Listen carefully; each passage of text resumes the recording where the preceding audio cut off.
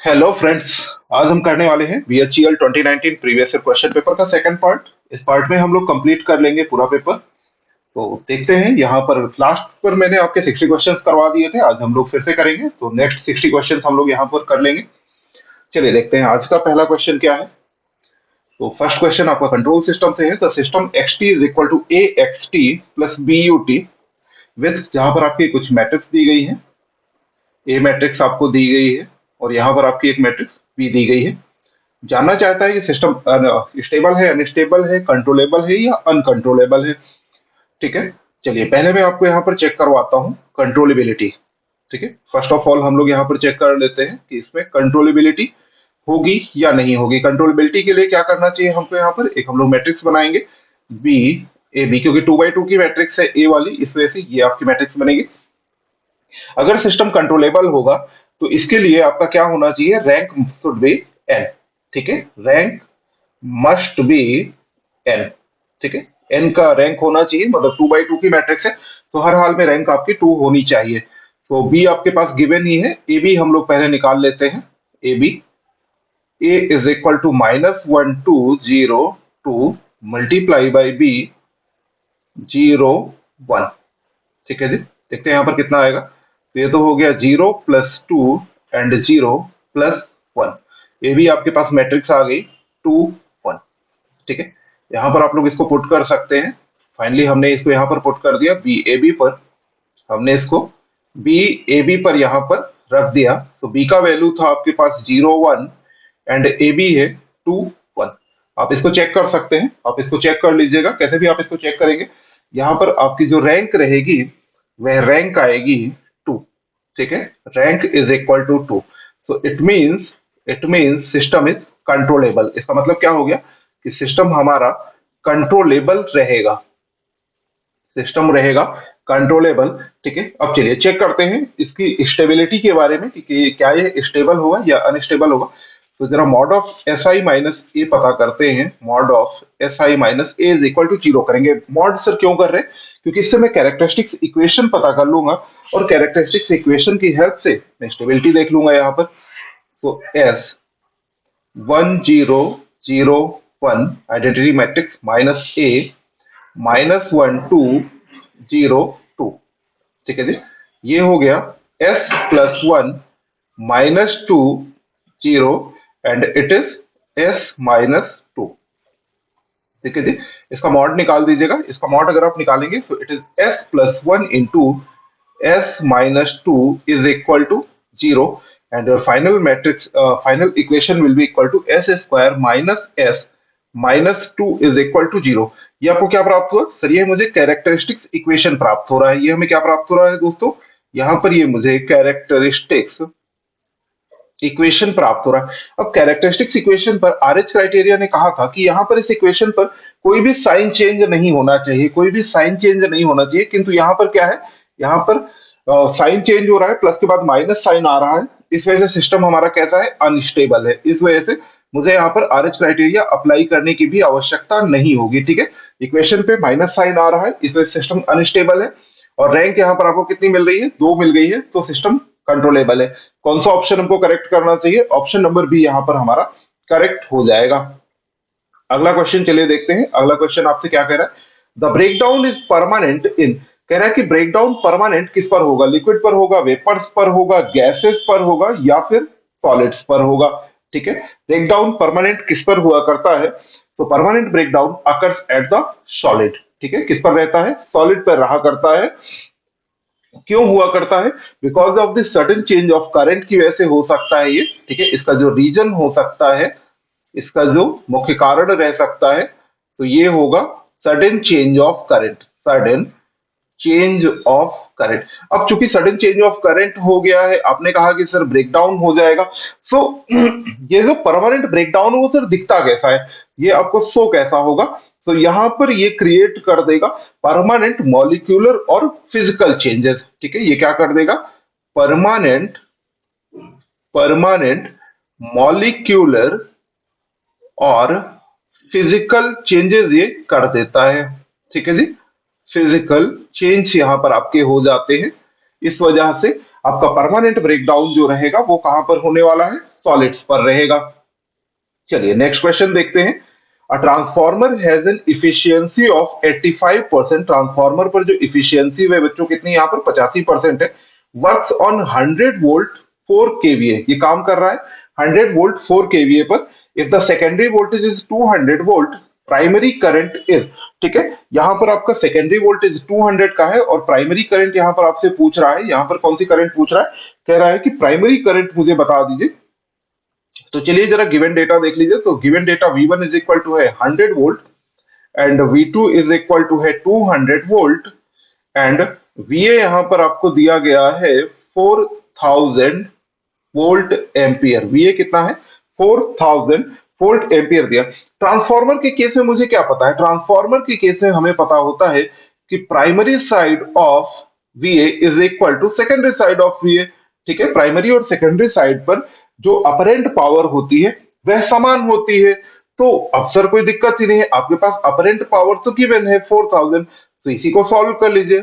V1 multiply by I1 is equal to 4000। ठीक है, so your I1 becomes equal to 4000 divided by V1 था 100, कितनी value आ गई, इट इज 40 एम्पियर। यहां पर प्राइमरी साइड पर कितनी करंट आपकी फ्लो करेगी, तो यहां पर जो करंट रहेगी वह 40 एम्पियर करंट फ्लो करेगी। कितनी एम्पियर करंट फ्लो करने वाली है बच्चों, तो 40 एम्पियर करंट यहां पर फ्लो करेगी। नेक्स्ट क्वेश्चन इज, देखते हैं अगला प्रश्न आपसे क्या पूछ रहा है। कह रहा है the null method of measurement is not employed in. ध्यान दीजिएगा, नॉट वाले क्वेश्चन ज्यादा अच्छे आपके बना करते हैं। तो नल मेथड की बात कर रहा है, नल मेथड की एक्यूरेसी ज्यादा अच्छी मानी जाती है ना, आपको पता होगा कि it's a more accurate method. तो देखो डीसी पोटेंशियोमीटर पर आप लोग यूज कर लेते हैं, डीसी पोटेंशियोमीटर पे नल मेथड का प्रयोग करते हैं, एसी पोटेंशियोमीटर पर भी कर लेते हैं, केल्विन डबल ब्रिज पर भी हम लोग प्रयोग करते हैं ब्रिज बैलेंस की सिचुएशन पर, मेगर पर नहीं करते हैं। ठीक है, मेगर पर नहीं करते हैं आप लोग नल मेथड का use. And megger is used for इसका प्रयोग हम लोग करते हैं for measuring high resistance, for measuring high resistance, या फिर लिख दिया जाता है कि इंसुलेशन रेजिस्टेंस को मापने के लिए इसका प्रयोग हम लोग करते हैं। ठीक है जी, इंसुलेशन रेजिस्टेंस बोल दीजिए या हाई रेजिस्टेंस आप बोल दीजिए। यहां पर आपके लिए होमवर्क होगा, कमेंट करिएगा कि DC potentiometer, kelvin double bridge या एसी पोटेंशियोमीटर का प्रयोग आप किसके मेजरमेंट के लिए करते हैं, किन के मेजरमेंट्स के लिए आप इसका प्रयोग करते हैं। चलिए अगला क्वेश्चन, बहुत ही प्यारा सर्किट आपको दिया गया है। क्वेश्चन क्या कर रहा है पहले देखते हैं। The voltage drop across a 15 ohm resistor, the voltage drop across the 15 ohm resistor, ये यहां पर कह रहा है in the circuit is 30 volt. यहां पर कह रहा है कि इसमें जो वोल्टेज ड्रॉप है वह 30 वोल्ट का है। और कैसे है, एज द पोलैरिटी इंडिकेटेड, जैसे कि पोलैरिटी आपको दिखाई गई है। Find the value of resistance, किसकी वैल्यू पूछ रहा है, इस वाले रेजिस्टेंस की वैल्यू आपसे यहां पर पूछ रहा है। ठीक है, अगेन सिंपल क्वेश्चन है, यहां पर आपसे रेजिस्टेंस पूछ रहा है, कह रहा है कि रेजिस्टेंस बता दीजिए मुझे कितना है। सो एक काम करते हैं, देखिए यहां से 5 एम्पियर आ रही है, यहां से 5 एम्पियर आ रही है, फिर इधर पर आपकी कितनी गई, 2 एम्पियर करंट यहां से चली गई, 3 एम्पियर करंट यहां से आपकी चली गई। ओके जी, इसके अक्रॉस का जरा वोल्टेज लिखिए, 50 वोल्ट के अक्रॉस जो वोल्टेज था वह था 30 वोल्ट। सो यहां से बच्चों करंट कितनी फ्लो होगी, इट विल बी 2 एम्पियर। कितनी करंट यहां पर फ्लो होने लगेगी, 2 एम्पियर करंट। अब ये इस नोड पर आप जरा केसीएल लगा देना। देखो 5 एम्पियर यहां से आई, 2 एम्पियर यहां से आई, तो इधर पर बच्चों कितनी गई, इट विल बी 7 एम्पियर। ठीक है, टोटल कितना हो गया 7 एम्पियर। 7 से 2 इधर चला गया, 3 इधर चला गया, तो इधर पर कितनी बचेगी आपकी current, so it will B 2 ampere. यहां पर कितनी करंट आएगी, 2 एम्पियर का करंट फ्लो करेगा। चाहो तो आप ऐसे निकाल लो, या आप चाहो तो अगर आप चेक करेंगे ना, तो ये जो आपका सर्किट दिया गया है वे कैसे कनेक्टेड है, इट्स सर सीरीज कनेक्शन। ये कैसा कनेक्शन है, तो ये बच्चों आपका सीरीज कनेक्शन शो किया गया था। इससे भी आप कह सकते थे कि सर यहां पर जो ये करंट होगी वह तो 2 एम्पियर होगी, सोचना ही नहीं है इस पे हमको कुछ भी। Okay, now apply KVL, now apply Kirchhoff voltage law. ठीक है, किरचॉफ वोल्टेज लॉ अप्लाई करेंगे, इस डायरेक्शन पर मैं चलूंगा। So it is -100 plus 30 volt plus 5 multiply by 7 plus 2 into R is equal to 0। देखिए ये हो गया 35 प्लस 30 65। यहां पर कितनी वैल्यू बची? It will be minus of 35 plus 2r is equal to 0। So r is equal to 17.5 ohm. R is equal to कितना आ गया? 17.5 ओम। ठीक है जी। यहां पर आपने कौन सा मेथड का यूज किया है? तो हमने यहां पर यूज किया था मेश एनालिसिस का। हमने यहां पर बच्चों कौन से मेथड का यूज किया था? मेश एनालिसिस का प्रयोग किया था। तो मेश एनालिसिस में हमने कौन कौन से रूल यूज किए हैं? केवीएल यूज किया है और साथ में ही यूज किया है ओम्स लॉ। ठीक है, केवीएल एंड ओम्स लॉ। अगर यहीं पर आप सुपर मेश एनालिसिस से सॉल्व करते, किससे? सुपर मैश एनालिसिस से अगर हम इसको सॉल्व करते तो यहां पर हमारे रूल यूज होते, केवीएल तो यूज होता ही, साथ ही यहां पर केसीएल भी यूज होता और ओम्स लॉ का भी प्रयोग हम लोग यहां पर करते। ठीक है, सुपर मैश। अच्छा, सुपर मैश पर जितने 3 रूल्स लगते हैं वही तीनों रूल्स आपके सुपर नोडल एनालिसिस पर भी अप्लाई होंगे। नेक्स्ट वन, फिर से काफी इजी क्वेश्चन आपके सर्किट का पूछा गया है। कह रहा है कि solve the RMS value of UT is equal to 8 plus 6 cos 3t। 8 plus 6 cos 3t। इसका कह रहा है कि आप जरा आरएमएस वैल्यू मुझे बतला दीजिए। ठीक है। अच्छा, आरएमएस वैल्यू आपकी बेस्ड किस पर होती है? आरएमएस वैल्यू निकालने के लिए आप यूज करते हैं हीट ट्रांसफर इफेक्ट का। ठीक है, किसका यूज आप कर रहे थे? हीट ट्रांसफर प्रिंसिपल का यूज आप लोग किया करते हैं। ठीक है जी। अब यहां पर आपसे आरएमएस वैल्यू पूछ रहा है, सीधे यहां पर आप निकाल दीजिए। आरएमएस वैल्यूज का स्क्वायर कर दिए तो 8 square divided by plus 6 by root 2 square. ठीक है, it becomes 64 plus 36 by 2, so 18, and your final value is 2 under root 82। ठीक है, अंडर रूट 82 एम्पियर यहां पर आपको पता चल जाएगी current. Next one,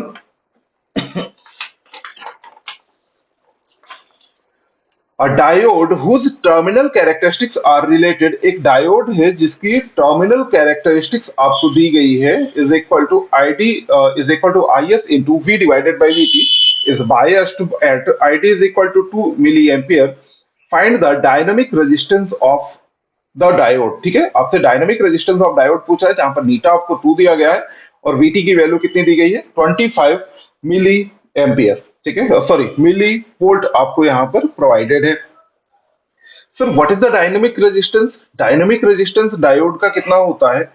dynamic resistance is equal to होता है delta V divided by delta I, change in voltage divided by the change in current. Change in voltage divided by change in current. अब question आएगा कि sir ये change तो दिया नहीं है, यहां पर चेंज अगर दे देता तब तो आप इसको सॉल्व कर लेते।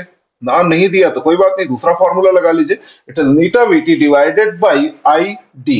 नीटा VT divided by the I D.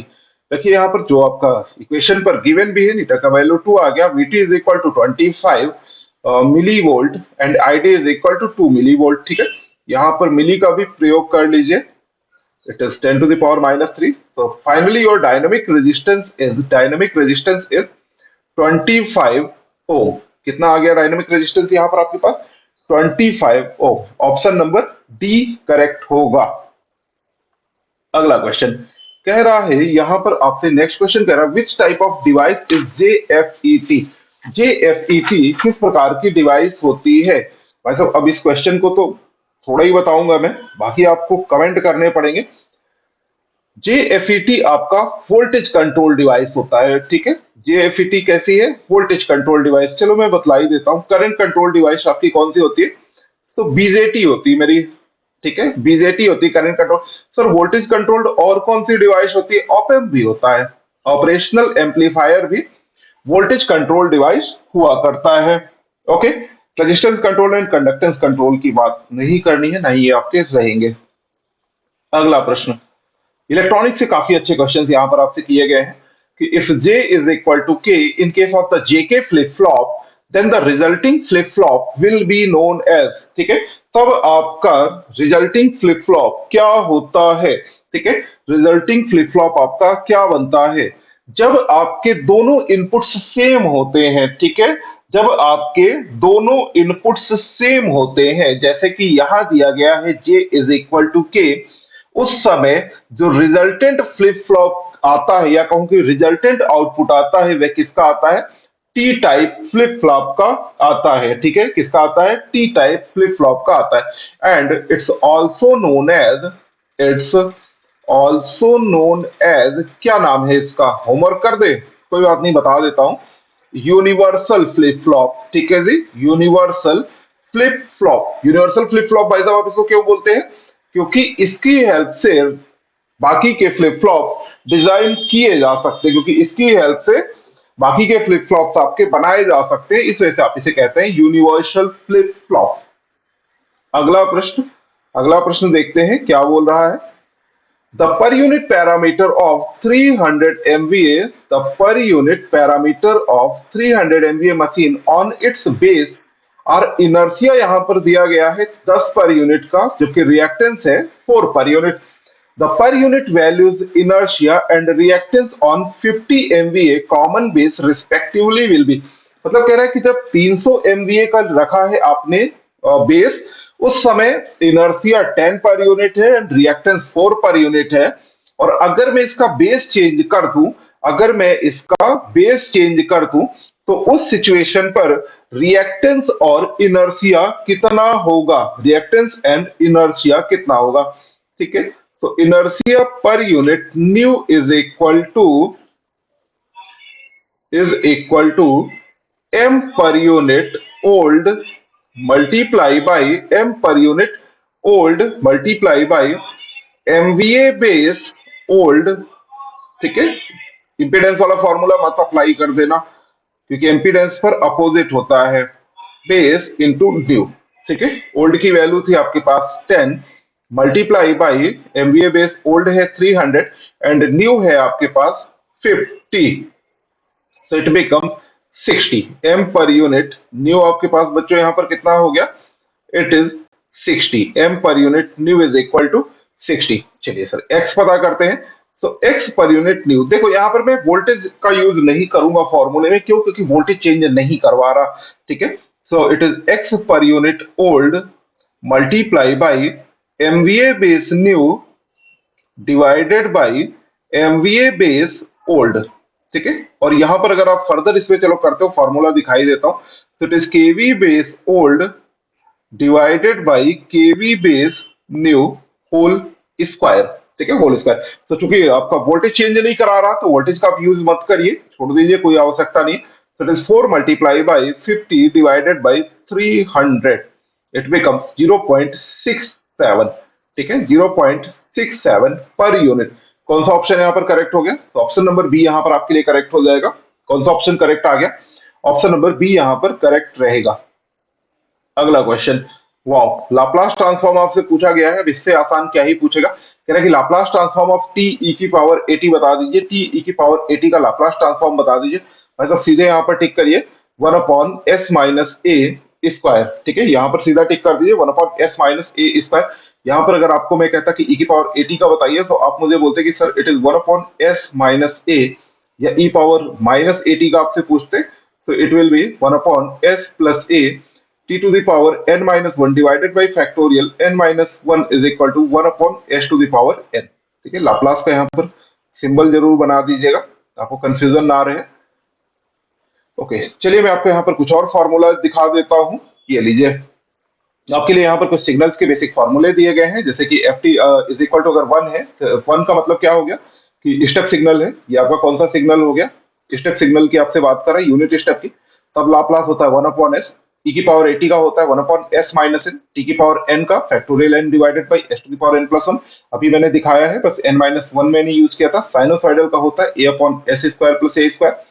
Cos eighty का हो जाएगा s/s² + a²। साइन हाइपरबोलिक का हो जाएगा a/s² - a² and cos hyperbolic का हो जाएगा s/s² - a²। एंड फर्दर ये सारे आप लोग को देख लेने चाहिए, ठीक है। मैं एक दो और बतला देता हूँ कि अगर मैं Laplace transform of the impulse function की आपसे बात करता, ठीक है, इंपल्स फंक्शन की अगर बात करता, तो इट विल बी यूनिटी।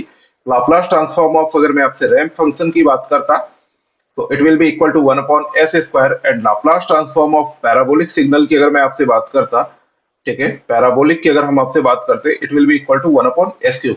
ठीक है, होमवर्क आपके लिए रहेगा कि और भी लाप्लास ट्रांसफॉर्म आप लोग यहाँ पर याद कर लीजिएगा, छोड़िएगा मत।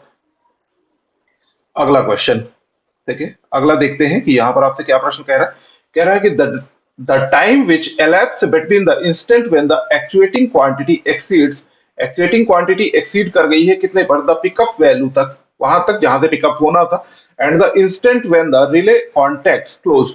ठीक है, यहाँ पर एक्चुएटिंग क्वांटिटी आपका एक प्री डिफाइंड वैल्यू तक पहुंच गई है, एक प्री डिफाइंड वैल्यू तक पहुंच गई है, और उसके बाद pickup value, then your relay contact has been closed. तो इस समय को आप क्या बोलेंगे, इस समय को आप लोग क्या बोलते हैं, बताइए जी, इस समय को क्या बोलेंगे। तो it is called the operating time, this is called the operating time. ठीक है, कि रिले को ऑपरेट होने में कितना समय लगा है।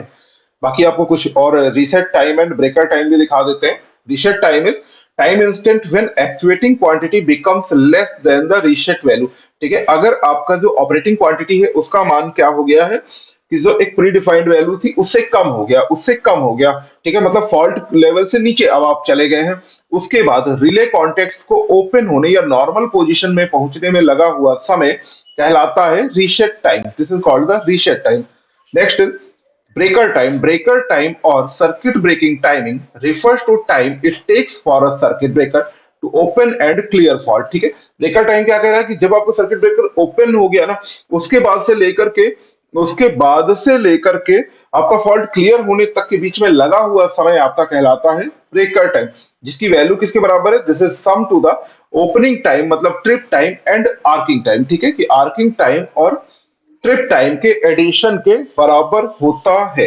ओके, नेक्स्ट क्वेश्चन आपका कह रहा है कि इन control system response is critically damped. Response आपका कैसा है, क्रिटिकली डैम्प्ड किस सिचुएशन पर होता है, क्रिटिकली डैम्प्ड किस सिचुएशन पर होता है, व्हेन जीटा की वैल्यू होती है यूनिटी के बराबर। ठीक है, when damping factor becomes equal to unity, damping factor किसके बराबर हो जाए, जीटा का वैल्यू जब यूनिटी के बराबर हो जाएगा तब आपका सिस्टम होगा क्रिटिकली डैम्प्ड। 4 केसेस होते हैं आपके सेकंड ऑर्डर सिस्टम पर, एक होता है ओवर डैम्प्ड, दूसरा है क्रिटिकली डैम्प्ड, तीसरा है अंडर डैम्प्ड, चौथा है अनडैम्प्ड। यहाँ पर आप जीटा की वैल्यू देख लीजिए, ओवर डैम्प्ड पर जीटा ग्रेटर देन 1 होता है, क्रिटिकली पर जीटा की वैल्यू 1 के बराबर है, अंडर पर 0 से 1 के बीच में होता है, जबकि अनडैम्प्ड में this value is equal to 0। Then अगर इन सिचुएशंस पर है, then what is the location of poles, तो जीटा ग्रेटर देन 1 पर negative real and unequal poles होते हैं, क्रिटिकली डैम्प्ड पर निगेटिव रियल और इक्वल पोल्स रहेंगे, अंडर डैम्प्ड पे कॉम्प्लेक्स कॉन्जुगेट पोल होते हैं, एंड प्लस ये किस साइड होते हैं, तो ये निगेटिव साइड पर ही होते हैं, निगेटिव साइड पर ही रहेंगे दोनों पोल। अनडैम्प्ड की सिचुएशन पर प्योर इमेजनरी पोल्स आपको यहाँ पर मिलते हैं। कैसे, प्योर इमेजनरी आपके प्लस माइनस जे एक्स करके आपको मिलेंगे। ओवर डैम्प्ड का रिस्पॉन्स है स्लगिश रिस्पॉन्स होता है, क्रिटिकली डैम्प्ड पर रिस्पॉन्स एक्सपोनेंशियली काफी फास्ट रिस्पॉन्स आपको मिलता है। अंडर डैम्प्ड के केस में जो आपका रिस्पॉन्स होता है वह साइनोसॉइडल प्लस एक्सपोनेंशियल का मिक्सअप होता है, जबकि अनडैम्प्ड का रिस्पॉन्स यहाँ पर सस्टेन्ड ऑसिलेशन मिलेगा। ठीक है, यहाँ पर एक क्वेश्चन के साथ मैंने आपको काफी सारी बातें बता दी हैं, अगर आप काउंट करोगे तो 10-12 क्वेश्चन बन जाएंगे इससे। Next question is asking about the BCD code. ठीक है, आपसे कह रहा है कि बीसीडी कोड बताइए ऑफ डेसिमल 325। ठीक है, 325 का बीसीडी कोड यहाँ पर आपसे पूछा। भाई साहब, बीसीडी कोड में यहाँ पर आपको कुछ नहीं करना है, यहाँ पर आपको कुछ भी नहीं करना है, यहाँ पर जो भी आपका डेसिमल नंबर दिया हुआ है then it simply convert into the 4 digit binary. ठीक है, आपको सिंपली 4 डिजिट बाइनरी पर कन्वर्ट कर देना है। तो देखिए मैं आपके लिए 4 डिजिट बाइनरी लिख देता हूँ, 1 2 3 4 एंड 5 तक ही लिखूंगा क्योंकि 5 आपका मैक्सिमम नंबर है। तो 0001 sorry 0001 0010 0011 0100 and it is 0101।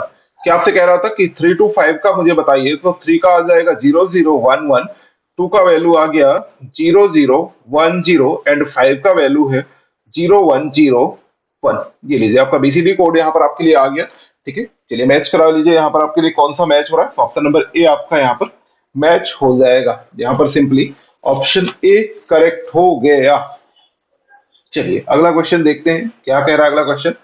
For a total harmonic distortion for a total harmonic distortion of 0.1, यहाँ पर आपके पास टीएचडी की वैल्यू दी गई है 0.1 with I1 is equal to 4 ampere and RC is equal to 8 ohm. Calculate the total power. कह रहा है कि यहाँ पर भाई साहब टोटल पावर आपकी कितनी रहेगी, टोटल पावर कितनी होने वाली। देखो टोटल हार्मोनिक डिस्टॉर्शन यूज हुआ है, इसका मीनिंग है कि यहाँ पर different types of harmonics present है। सो इन सब की वजह से पावर लॉस आपका कितना हो रहा होगा, सबकी वजह से पावर लॉस कितना हो रहा है। चलिए फिर टोटल पावर लॉस का फॉर्मूला देखिए। Total power loss is equal to I1 square plus I2 square plus further जितने भी आपके पास हार्मोनिक्स है multiply by RC divided by 2। अब आप कहोगे कि सर मुझे तो फॉर्मूले ही नहीं पता, सर मुझे तो चीजें पता ही नहीं है, बताओ मैं करूं तो करूं क्या। ठीक है, मुझे सिर्फ I1 गिवन है, I2 I3 दिया नहीं है, तो छोड़ देते हैं सर। छोड़ने की गलती मत करना बच्चा, आंसर गलत हो जाएगा कंफर्म, पहले ही बता दे रहा हूं, फिर मत बोलना। तो टीएचडी टोटल हार्मोनिक डिस्टॉर्शन, देखो एक तो आप निकाल सकते हो कि 1 upon current distortion factor square -1, या फिर मैं यहाँ पर आपके लिए जो फॉर्मूला यूज कर रहा हूँ उसमें आपको थोड़ा ज्यादा सिंपली दिख जाएगा। It is under root I2 square plus I3 square and further whole divided by the I1 square. ठीक है, now put the value THD square. अगर मैं टीएचडी स्क्वायर यहाँ पर लिखूं तो it is I2 square plus I3 square plus I4 square and divided by I1 square. ठीक है, ये आपके पास टीएचडी स्क्वायर आ गया। Okay no problem sir, power loss का फॉर्मूला यूज करते हैं। ठीक है, यहां पर सिंपल सा फॉर्मूला है, power loss is equal to, एक काम करना जरा पावर लॉस के फॉर्मूले पर I1 स्क्वायर कॉमन ले लीजिए। ठीक है, I1 स्क्वायर आपने यहां पर कॉमन ले लिया, सो it becomes 1 plus I2 square plus I3 square plus dash dash divided by I1 square multiply by RC by 2। अब देखो ये जो वैल्यू है किसके बराबर है, ये टीएचडी स्क्वायर के बराबर है। ये किसके बराबर है, टीएचडी स्क्वायर के बराबर है। So it is 1 plus THD square multiply by RC by 2। But यहाँ पर सिर्फ और सिर्फ मान रखिए, यहाँ पर it is 4 square multiply by 1 plus THD का वैल्यू है 0.1 स्क्वायर इंटू 8/2। ठीक है, इंटू 8/2। बाकी आपका काम है सॉल्व करना, सॉल्व कर लीजिएगा। 64.64 वॉट यहाँ पर निकल आएगी, वैल्यू कितनी निकलेगी, 64.64 वॉट यहाँ पर निकल आएगी। अब चेक करिए कि यहाँ पर कितने प्यारे कॉन्सेप्चुअल क्वेश्चन है। अगर आपको कॉन्सेप्ट आता है तो ये क्वेश्चन सॉल्व हो रहे हैं बहुत सिंपली, कुछ भी नहीं यहाँ पर करना है। Next is in a system of 132 kV of line to ground capacitance is 132 kV system आपको दिया गया है, line to ground capacitance 0.05 microfarad, inductance is 8 Henry, determine the voltage appearing across the pole of circuit breaker। क्या determine करना है, the voltage appearing across the circuit breaker pole if magnetizing current of 7 ampere is interrupted। If magnetizing current 7 ampere is interrupted, then how much voltage will appear across the circuit breaker poles। ठीक है, how much voltage appears across the circuit breaker poles, कह रहे हैं कि इसके मध्य का voltage कितना appear करेगा, V मुझे बता दीजिए।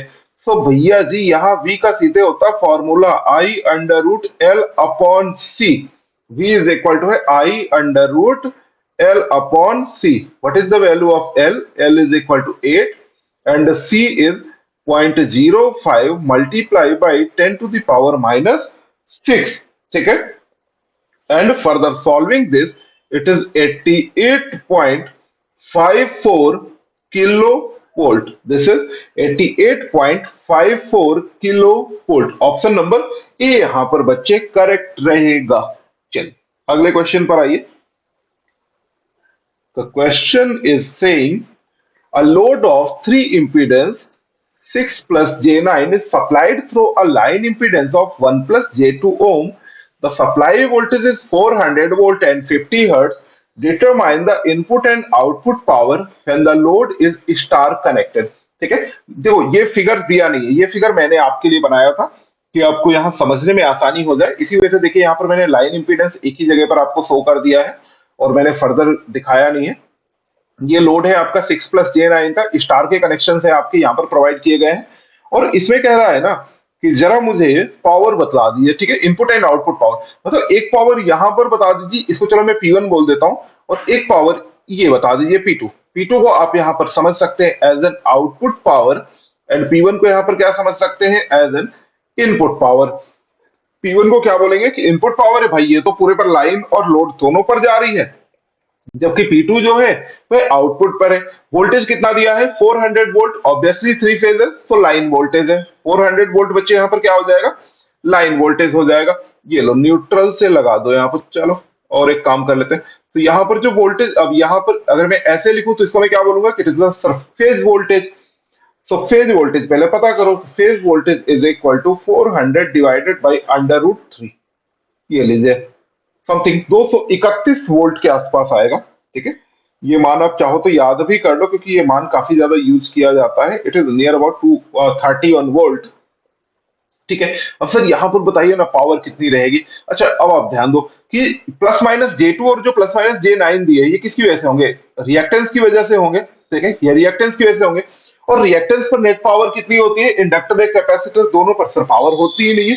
पावर तो यहाँ पर ये कंज्यूम ही नहीं करता, एक्टिव पावर 0 होती है। पहले पता करते हैं जरा फेज करंट कितनी होगी, यहाँ पर पता कर लीजिए। अब फेज करंट कॉन्सेप्ट यही सब आपकी यूज हो गए। तो फेज वोल्टेज कितना था, phase voltage was is equal to 230, और इसको टोटल इंपीडेंस कितना दिखेगा, यहाँ का भी दिख रहा है और यहाँ का भी दिख रहा है। So it is divided by 1+J2 plus 6+J9। मैं यहाँ पर पोलर फॉर्म नहीं लिखूंगा, मैं सिर्फ और सिर्फ इसका आपको मैग्नीट्यूड प्रोवाइड करूंगा, ठीक है। मैं आपको क्या दूंगा, मैग्नीट्यूड मात्र आपको मैं प्रोवाइड कर दूंगा। This is equal to 17.7 ampere. यहाँ पर आपके लिए मैंने क्या बताया कि जो फेज करंट है वे कितनी है, 17.7 एम्पियर की फेज करंट यहाँ पर आ गई। देखो यही फेज करंट बैलेंस्ड सिस्टम है, यहां भी जाएगी, यहां भी रहेगी, यहां भी रहेगी, ठीक है। 17.7 एम्पियर की ही करंट तो फ्लो करेगी तीनों पर, तो बिल्कुल फ्लो करेगी। अगर ये तीनों पर सेम करंट फ्लो होगी, so what is the total input power, so what is the total input power, this is equal to P1।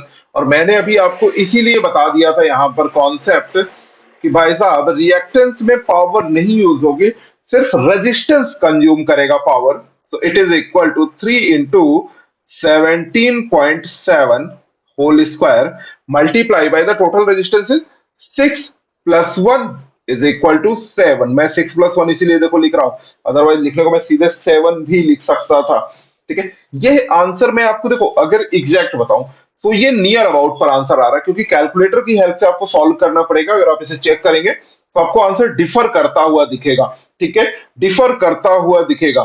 सो मैं तो नहीं चाहूंगा कि आप इसको डिफर करवाओ, और आपका जो फाइनल में यहां पर लिख रहा हूं दिस इज 6591 वाट, ठीक है, not exact answer, it is near about 2 से 3 वाट का यहां पर आपको फाइनली अंतर मिलने वाला है। Next is output power. Scientific calculator का यूज करिएगा, एग्जैक्टली वैल्यूज ये सब रखिएगा, आपका एग्जैक्ट आंसर भी आ सकता है, ठीक है। जैसे P2 is equal to 3 into IPH square into 6 ohm only, ठीक है। So it is 3 into 17.7 square multiply by 6, and it is again near about answer, this is 5649 watt. कौन सा ऑप्शन हमको मैच कर रहा है, तो हमारे लिए ऑप्शन नंबर यहाँ पर बन रहा है ऑप्शन नंबर बी, ठीक है जी। यहाँ पर कौन सा करेक्ट हो गया, ऑप्शन नंबर बी यहाँ पर हमारे लिए करेक्ट रहेगा। नेक्स्ट क्वेश्चन, नेक्स्ट क्वेश्चन आपसे कह रहा है कि the main requirement of insulating material used for cables is, कह रहा है कि केबल्स के लिए जो मुख्य रिक्वायरमेंट होती है, केबल्स के लिए मुख्य रिक्वायरमेंट क्या है, लो इंसुलेशन रेजिस्टेंस। ना जी ना, लो इंसुलेशन रेजिस्टेंस अगर आप रखेंगे तो आपका लीकेज करंट का वैल्यू ज्यादा हो जाएगा, ठीक है, फॉल्ट होने लगेगी, रेगुलर फॉल्ट होगी, ज्यादा से ज्यादा फॉल्ट होगी, तो आपको नहीं चाहिए।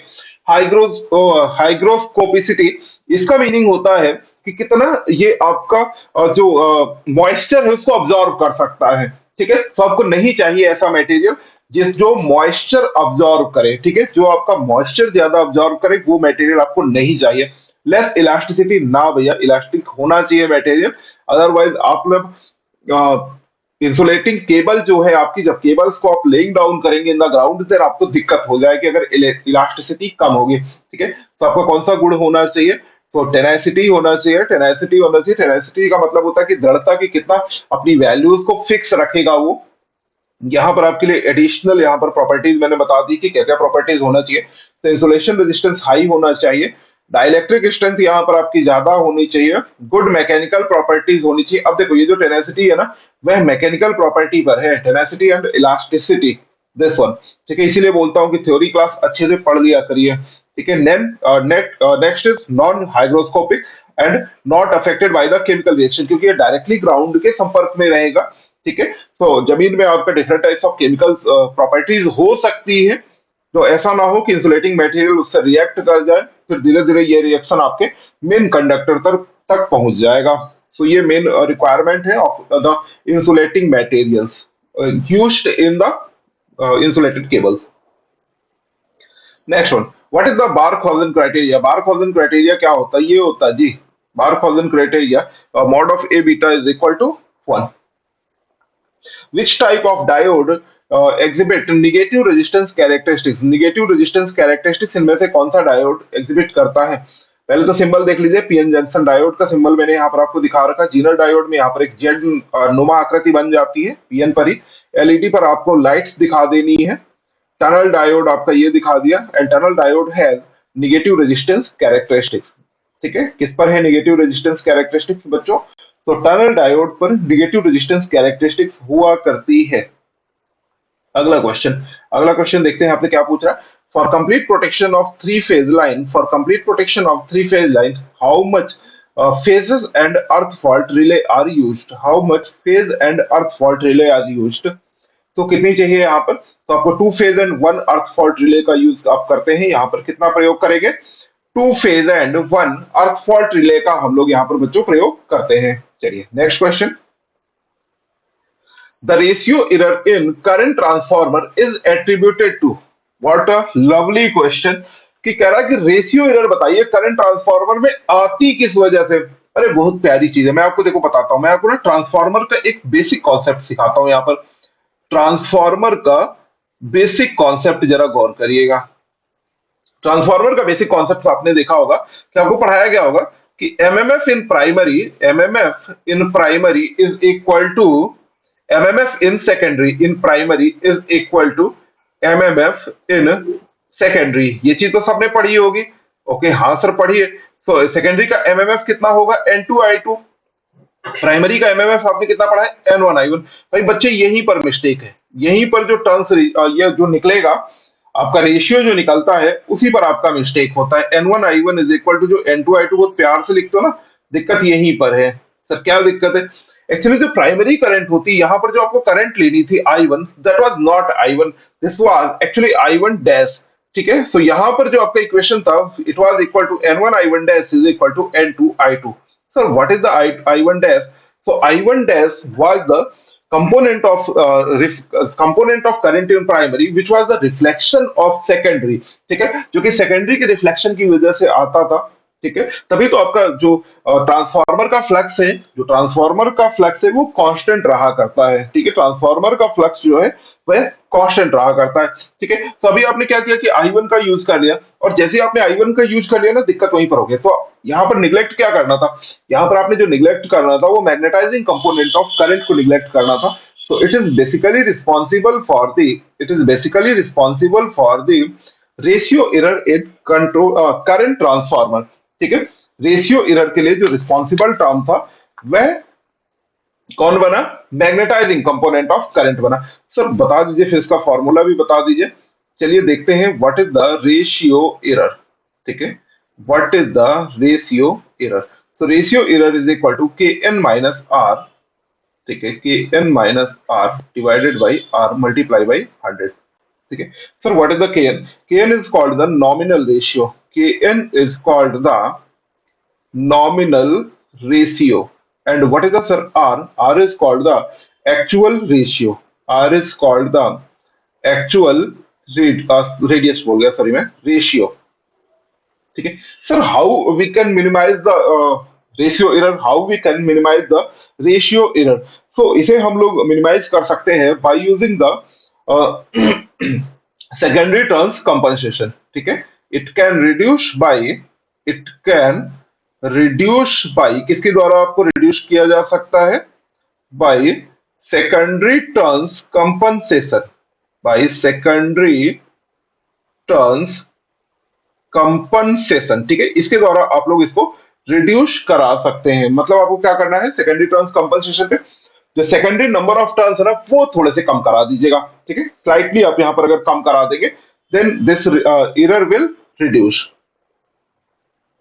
SF6 इज अ, SF6 आपकी कैसी गैस होती है? SF6 कैसी गैस होती है भाई साहब? ये इलेक्ट्रोनिगेटिव गैस होती है। ठीक है, इलेक्ट्रोनिगेटिव गैस होती है। मतलब क्या होता है कि अगर SF6 +1 इलेक्ट्रॉन में यहां पर ऐड करूं, तो यहां पर आपका जो केमिकल रिएक्शन निकल करके आता है, ये क्या बन जाता है? SF5 + F।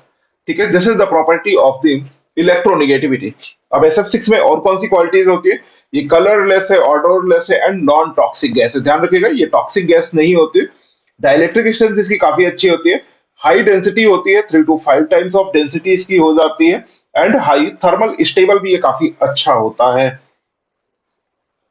अगला नंबर, नेक्स्ट क्वेश्चन आपसे कह रहा है कि भाई साहब जरा मुझे बता दीजिए, जरा मुझे यहाँ पर बताइए कि the VCE and IQ, the VCE and IQ for the given network having beta is equal to 90। बस सिर्फ इतना दे दिया है कि बीटा यहाँ पर 90 है, और जरा VCEQ एंड IEQ बतला दीजिए। ठीक है भाई साहब, करिए, फिर इसको आराम से सॉल्व करते रहिए। यहाँ पर क्या है कि फिर भाई साहब को आपको आराम से सॉल्व करते रहना है। बोले सर इलेक्ट्रिकल के पेपर में इलेक्ट्रॉनिक्स के क्वेश्चन बड़े तमीज के पूछे गए हैं, है ना? कोई बात नहीं, अब इन्होंने परेशान करने का मूड बनाया है तो हम भी सॉल्व कर देंगे। यहाँ पर देखते हैं कि क्या क्या चीजें दी है। ठीक है, तो ये वाला कौन सा टर्मिनल होगा? ये बेस टर्मिनल होगा। हम तो इलेक्ट्रिकल वाले हैं ना, तो थोड़ा सा हम लोग को ज्यादा केयर करनी होती है। ये लो यहाँ पर एमीटर टर्मिनल बना दिया।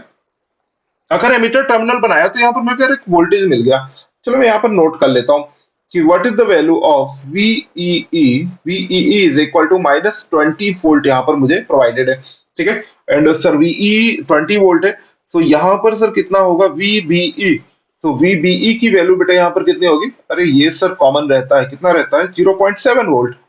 ठीक है, ये कितना रहता है? 0.7 वोल्ट। और यहाँ पर गिवन क्या है? बीटा की वैल्यू कितनी दी गई है? बीटा सर 90 वोल्ट आपको दिया गया है। और एमीटर साइड पर जो आपका रेजिस्टेंस दिया गया है, this is 2 kilo ohm. And what is the resistance in the base side? RB is equal to 220 kilo ohm. ठीक है, 220 किलो ओम। एक्चुअली मुझे चाहिए, देखो IC, मुझे यहाँ पर क्या चाहिए थी? मुझे यहाँ पर चाहिए था IC, नहीं चाहिए था मुझे, IE चाहिए, है ना? मुझे चाहिए IE। तो देखते हैं यहाँ पर कैसे निकालेंगे। Beta is equal to IC/IB होता है, तो यार ये तो दिक्कत कर रहा है। तो कोई बात नहीं, IE चाहिए तो कोई बात नहीं, चलो IEQ is equal to, IE का वैल्यू किसके बराबर होगा? This will be equal to IB plus IC। This will be equal to IB plus IC। जो यहाँ से एक करंट आएगी और जो करंट यहाँ से आ रही है, इन दोनों का मिक्सअप बन जाएगा IE। ओके सर, ना तो IB दिया है ना IC दिया है, आपने फंसा दिया, मेरा काम ही है यही। ठीक है, तो बीटा इज इक्वल टू बच्चे कितना होता है? बीटा इज इक्वल टू होता है IC/IB। Beta is equal to होता है IC/IB। सो मैं यहाँ पर एक काम करता हूँ कि IC की जगह बीटा IB यहाँ पर रख देता हूँ। So it is IB plus beta IB। ठीक है, सो यहाँ पर ये वैल्यू कितनी बन गई? It becomes 1 plus beta into IB। ठीक है, ये आपके पास IEQ आ गया। सर IB नहीं हमारे पास है, कोई बात नहीं, IB अभी हम लोग पता कर लेंगे। ठीक है, IB हम लोग यहाँ पर अभी पता कर लेने वाले हैं। Sir what is the value of IB? so IB is equal to VEE minus VBE whole divided by RB plus 1 plus beta into RE। ठीक है, मैं तो डायरेक्टली फॉर्मूला यहाँ पर अप्लाई करने वाला हूँ। सो इट इज VE का वैल्यू है 20, VBE आपने कितना बताया था? It is 0.7 whole divided by RB अभी आपने बताया था कि sir it is 220 kilo ohm. ठीक है, 220 kilo ohm plus beta was 90 plus 1 into RE was equal to 2 kilo ohm, ठीक है। फाइनली चूंकि नीचे किलो था तो आप इसको जब सॉल्व करेंगे it is equal to 48 micro ampere. कितनी वैल्यू आएगी? 48 माइक्रो एम्पियर। चलो फिर यहां पर वैल्यूज आप रख दीजिए, सो it is 1 plus 90 multiply by 48 microampere.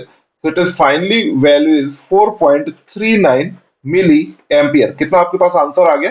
4.39 milli ampere. Check कर लीजिए, सिर्फ एक जगह ही दिया है, वैसे इस पे स्मॉल होना चाहिए था, कैपिटल नहीं होना चाहिए था।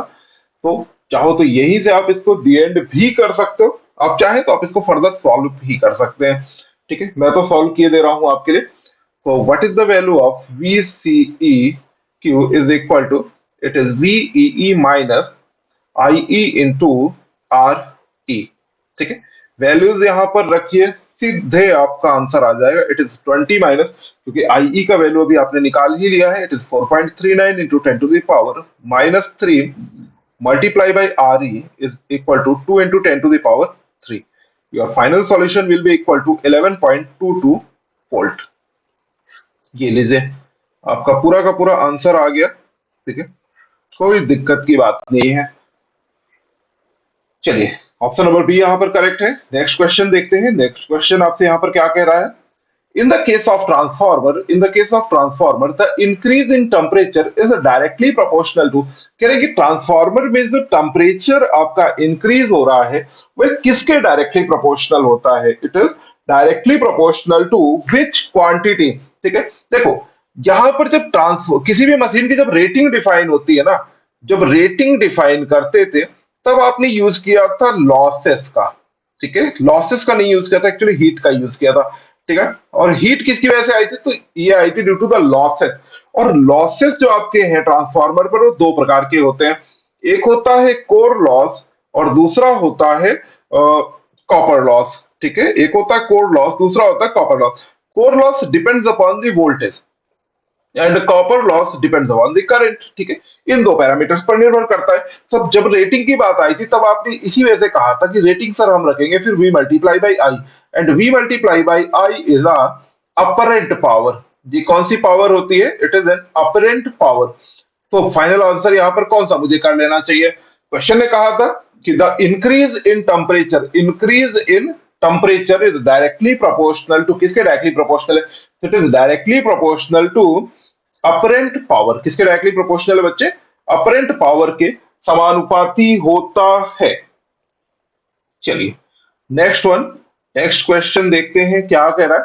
इन which condition does the voltage source inverter give better performance? VSI किस कंडीशन पर, VSI किस कंडीशन पर बेटर परफॉर्मेंस देगा? VSI किस कंडीशन पर बेटर परफॉर्मेंस देगा? when both the load and source inductance and are high, या दोनों कम है load and source inductance, either load inductance is less and source inductance is high, or load inductance is high and source inductance is less। तो यहां पर कौन सा option होना चाहिए? तो पहले तो मैं आपको आंसर करेक्ट कर दूं कि यहां पर लोड इंडक्टेंस की वैल्यू ज्यादा होती है, जबकि सोर्स इंडक्टेंस का वैल्यू कम होने पर आपको बेटर परफॉर्मेंस मिलेगी। आपको कैसी मिलेगी बच्चों? बेटर परफॉर्मेंस प्राप्त हुआ करती है। ओके सर, यहां पर अगर मुझे बेटर परफॉर्मेंस मिलेगी, अगर बेटर परफॉर्मेंस मिल रही है तो यहां पर सर लॉजिक क्या है? ऐसा आप क्यों कर रहे हैं? इसको अगर मैं करता हूं तो यहां पर एग्जैक्ट जो आंसर है, एक तो बेटर कम्यूटेशन आपका हो जाएगा, एक तो हो जाएगा better commutation and less switching losses, ठीक है। Better performance and less switching losses. अब देखिए, अब आपको यहां पर बताता हूं कि अगर आपका सोर्स इंडक्टेंस लो होगा, if our source inductance is low, ठीक है, and second one is load inductance, कैसा रखा है मैंने? हाई रखा हुआ है। लोड इंडक्टेंस मैंने बच्चों यहां पर हाई रखा हुआ है। अब मैं यहां पर आपको दोनों का वन बाई वन आपको बताता हूं कि कैसे यहां पर सिनेरियोज है। लोड इंडक्टेंस अगर बच्चे अब हम लोग यहां पर हाई रखते हैं तो मिलने वाली जो करंट है ना, ये मुझे smooth and ripple free current मिल जाती है। कैसी करंट मिलती है? यहां पर मुझे smooth and ripple free current मुझे प्राप्त हो जाती है। एक तो ये प्रॉफिट इंडक्टेंस का आपको पता ही है कि चेंज इन करंट का विरोध करता है, ठीक है, ये चेंज इन करंट का विरोध करता है। दूसरी बात कि यहां पर अगर आपका सोर्स इंडक्टेंस कम होगा ना, अगर देखिए सोर्स इंडक्टेंस कम होगा, then current can change rapidly. So current can change rapidly. अब आपको एक प्रॉफिट मिल गया कि current can change rapidly, source end पर आपका काफी तेजी से यहाँ पर करंट आप लोग बदल सकते हो। सो इसका जो बेनिफिशियल होगा वह फॉर बेटर स्विचिंग पर आप इसका बच्चों प्रयोग कर सकते हैं। किस पर आप प्रयोग कर सकते हैं? For the better switching. Plus better switching के अलावा आप यहाँ पर क्या कर सकते हैं कि जो ओवरलैप एंगल जो आपका क्रिएट होने वाला है ड्यूरिंग कम्यूटेशन, वह कम हो जाएगा, ठीक है। तो मैं यहाँ पर सिर्फ ये लिखे दे रहा हूं कि ओवरलैप एंगल रिड्यूसेस। सो कम्यूटेशन अब आपका आसानी से हो जाएगा, ठीक है। इसलिए मैंने आपको बोला था कि यहाँ पर बेटर कम्यूटेशन है एंड लेस स्विचिंग लॉसेस होंगे अगर मेरा सोर्स इंडक्टेंस की वैल्यू कम हो, जबकि लोड इंडक्टेंस की वैल्यू आपकी ज्यादा रखूंगा मैं। अगला क्वेश्चन, अगला यहां पर आपसे कह रहा है the ratio of maximum demand on the power station to the rated capacity of power station is called, ठीक है। यहां पर ratio of maximum demand to the rated capacity of power system क्या बोलते हैं आप इसको? So this is called the utilisation factor. इसे हम क्या बोलेंगे कि sir it is the utilisation factor. ओहो, क्वेश्चन यहां पर चेंज हो गया था, ठीक है जी। ये कौन सा था? It is the utilisation factor. चलिए वन बाय वन यहां पर आप लोग बाकी यहां पर फैक्टर्स देख लीजिए कि प्लांट यूज फैक्टर आपका क्या है। प्लांट यूज फैक्टर है एक्चुअल एनर्जी प्रोड्यूस्ड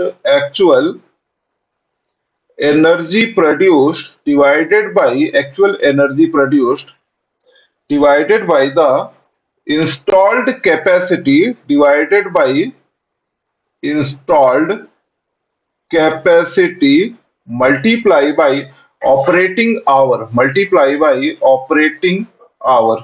ठीक है, multiply by operating hour. And what is the demand factor? तो demand factor is equal to रहता है maximum demand divided by the total connected load divided by total connected load. And what is the diversity factor? The diversity factor is equal to sum of individual maximum demand, sum of individual maximum demand divided by sum of individual maximum demand divided by the maximum demand of entire system, ठीक है। सो ये सारी बातें थी यहां पर हमारी, क्या थी? ये हमारी बातें थी, ठीक है जी।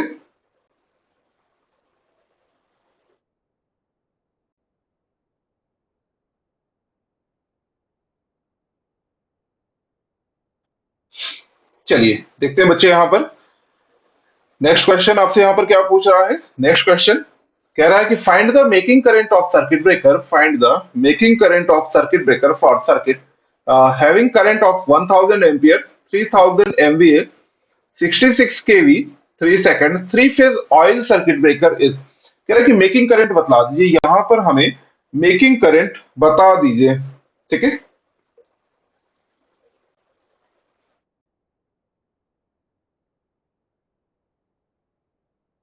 मेकिंग करंट यहां पर बताइए। अच्छा, मेकिंग करंट आपसे पूछ रहा है, so what is the making current? So making current बच्चों यहां पर कितनी रहती है? So making current is equal to 2.55 times of breaking current, ठीक है, 2.55 टाइम्स ऑफ ब्रेकिंग करंट। देखो पहले तो यहाँ पर आपको जो मैं क्वेश्चन देने वाला हूं वो ये है कि आप मुझे बताएंगे कि मेकिंग एंड ब्रेकिंग करंट की जो वैल्यूज होती हैं वह आरएमएस वैल्यूज हैं या पीक वैल्यूज हैं, ठीक है, आरएमएस वैल्यूज हैं या फिर मैक्सिमम वैल्यूज हैं, आप इन दोनों को मुझे बताने वाले हैं। चलिए तो पहले पता करते हैं breaking current. So it is actually √3 V into V rated voltage and this is your breaking current, so IB लिखे दे रहा हूं, multiply by cos theta is equal to MVA, ठीक है। तो it is 3000 into 10 to the power 6 भाई साहब जब एमबीए पर है तो कॉस थीटा कैसे आएगा सर? नहीं आएगा, हटा देते हैं, ये लीजिए। So your breaking current is equal to 3000 into 10 to the power 6 whole divided by under root 3 into voltage 66 into 10 to the power 3. 66 into 10 to the power 3. So your breaking current is 26.24 kilo ampere. ठीक है, यहाँ पर breaking current बच्चों कितने आ गए? 26.24 kilo ampere. Now what is the making current? चलिए यहाँ पर अब हम लोग पता कर लेते हैं मेकिंग करंट के बारे में कि मेकिंग करंट यहाँ पर आपकी कितनी है। तो making current is equal to 2.55 multiply by 26.24 kilo ampere. अब वो कुछ नहीं करना, बस इसको मल्टीप्लाई कर दीजिएगा। This is equal to near about 66.92 kilo ampere.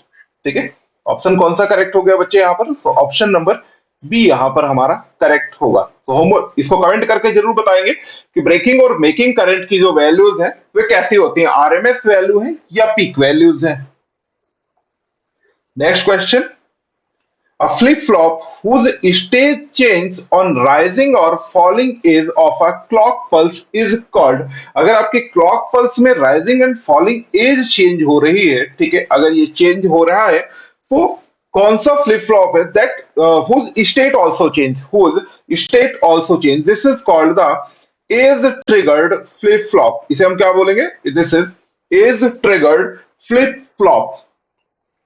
अगला क्वेश्चन देखिए आपसे क्या कह रहा है कि an overhead line is equipped with shunt inductive reactor at receiving end. ठीक है, shunt inductive reactance receiving end पर लगा है जिससे कि to maintain sending end voltage equal to the receiving end voltage. if abcd parameters are given, a is equal to d is equal to 0.9 and b is this one and c ये आपको दिया गया। what should be the ohmic value of reactor to maintain same voltage in both sides? तो बच्चों यहां पहले तो मुझे ये पता है कि संट रिएक्टर या संट इंडक्टर का जब यूज करते हैं, संट इंडक्टर का प्रयोग करते हैं, क्यों प्रयोग करते हैं? To reduce Ferranti effect, to reduce Ferranti effect. किसके लिए? फेरेंटी इफेक्ट को कम कराने के लिए हम संट रिएक्टर का प्रयोग करते हैं। संट रिएक्टर करता क्या है? जो एक्स्ट्रा रिएक्टिव पावर डिलीवर हो रही है उसको ऑब्जॉर्व करेगा। क्या करेगा? जो एक्स्ट्रा रिएक्टिव पावर डिलीवर हो रही है उसको ऑब्जॉर्व कर लिया करता है। ठीक है, ये काम है संट इंडक्टर का। ओके सर, ये काम था। ठीक है, then what is the value of X L S H is equal to B divided by 1 minus A. ठीक है, तो बी का वैल्यू कितना है? बी इज इक्वल टू 200, क्योंकि ओम पर डायरेक्ट ले रहा है तो एंगल रखने की आपको आवश्यकता नहीं है। 1 minus 0.9, so finally it is 2000 ओम। ठीक है, इट इज 2000 ओम। चलिए, फेरेंटी इफेक्ट से रिलेटेड मैं आपको यहां पर कुछ बातें बता देता हूं कि फेरेंटी इफेक्ट आपका होता क्या है। यह होता है कि V R is greater than V S, एक पॉइंट। दूसरा पॉइंट, ये long plus medium transmission lines पर रहेगा। ठीक है, long plus medium transmission lines पर हुआ करता है। दूसरी बात, ये आपका ड्यू टू कैपेसिटेंस इफेक्ट रहता है। ठीक है, ये किसकी वजह से होता है? ड्यू टू कैपेसिटेंस इफेक्ट की वजह से ये हुआ करता है। अगली बात सर, जब कैपेसिटेंस इफेक्ट की वजह से हो गया, क्या लोडिंग पर भी कोई रीजन है? बिल्कुल, ये नो लोड और ये कब होगा? नो लोड और लो लोड की कंडीशन पर रहेगा। नो लोड और लो लोड की कंडीशन पर हुआ करता है। ओके जी, ये इसके कुछ पॉइंट्स है। फेरेंटी इफेक्ट में इंक्रीमेंट इन वोल्टेज आपको कितना हो जाएगा? Delta V R is equal to omega square L C into V S. ठीक है, increment in voltage and reduce करा सकते हैं आप एक्स एल एस एच की हेल्प से, शंट रिएक्टर की हेल्प से। इसकी वैल्यू है बी अपॉन 1 माइनस ए। ठीक है, वैल्यू भी आपने देख ली है, it is B upon 1 minus A. Next one, in electric machine F2 is equal to 920 ampere turn and F1 is equal to 400 ampere turn and alpha दिया गया है 125 degree. Resultant air gap flux per pole is 0.0 107 weber. Find the permeance per pole. अब कह रहा है कि जरा मुझे परमेंस बता दो। यहां पर आपसे क्या पूछ रहा है बच्चे? परमेंस कह रहा है। यार परमेंस का डायरेक्टली फॉर्मूला तो पता नहीं है मुझे भी। So 5 flux is equal to MMF divided by reluctance, मैंने जरूर पढ़ा हुआ है, ठीक है। MMF divided by the reluctance. और यहीं पर पढ़ने पर मैंने पढ़ा था कि परमेंस इज इक्वल टू होता है 1 अपॉन रिलक्टेंस, ठीक है जी। So flux is equal to MMF multiply by the permeance, लिख लीजिए, multiply by the permeance. So what is the value of permeance? It is equal to flux divided by the MMF, phi divided by the MMF. So sir phi का value तो given है, phi का value तो दिया है 0.107 weber. MMF नहीं दिया, MMF दिया तो है पर तोड़ तोड़ के दिया और ऊपर से अल्फा दे रखा है। अब सर हो गई हमें दिक्कत, ठीक है, कोई बात नहीं, वैल्यूज यहां पर नोट करते हैं और सॉल्व करते हैं। F1 का वैल्यू है, F1 is equal to 400 ampere turn and F2 is equal to है 920 ampere turn. So resultant FR is equal to, क्योंकि ये एंगल पर है something, so it will be equal to F1 square plus F2 square minus 2 F1 F2 F1 F2 cos theta, ठीक है। This is your value. तो sir what is the value of theta? यहां पर तो alpha दिया है 125 degree, ज्यादा है, दिक्कत करेगा। तो theta is equal to 180 minus 125 and this value is equal to 55 degree. कितनी आ गई? 55 डिग्री। आप यहां पर वैल्यूज पुट करिए। It is 400 square plus 920 square minus 2 into 400 into 920 into cos 55 into cos 55 and your final value is 764.36 ampere turn, ठीक है। कितना मान है? 764.36 एम्पियर टर्न आपके पास आ जाएगा। यहां पर वैल्यू अपनी रख दीजिए। तो फाई का वैल्यू था 0.107 डिवाइडेड बाय द एमएमएफ 764.36, ठीक है। फाइनल आप इसको सॉल्व करिए। It will be equal to 1.408 into 10 to the power minus 4 weber per ampere turn. कौन सा ऑप्शन यहां पर करेक्ट है? तो this is option number A. Next one, in BJT both the junctions are forward bias। कह रहा है कि बीजेटी में दोनों जंक्शन आपके फॉरवर्ड बायस होते हैं। Then its operating mode is known as, तब आपके इसका ऑपरेटिंग मोड को क्या बोलते हैं? This is called the saturation mode. This is the saturation mode. यहां पर मैंने आपके लिए रखे हुए हैं सारे के सारे मोड ऑफ ऑपरेशन। में आपको बतला देता हूं कि कौन कौन से मोड ऑफ ऑपरेशन यहाँ पर हैं। आइए ये देखिए, यहाँ पर बीजेटी किन किन मोड ऑफ ऑपरेशन पे काम करता है और उस समय यहाँ पर मेरे जंक्शन की क्या सिचुएशन है या इनका प्रयोग कहाँ पर करते हैं। तो ये आपके लिए एक टेबल बनाई गई है, आप लोग इसे जरूर देख लेंगे। कट ऑफ के लिए क्या है, एक्टिव का क्या है, सैचुरेशन का क्या है, या रिवर्स बायस पर आपके क्या है, तो सारा एक बार आप लोग देख लेंगे, आपका काम हो जाएगा इस पर। Next one, by conducting Swinburne test on the DC machine, which of the following losses can be determined?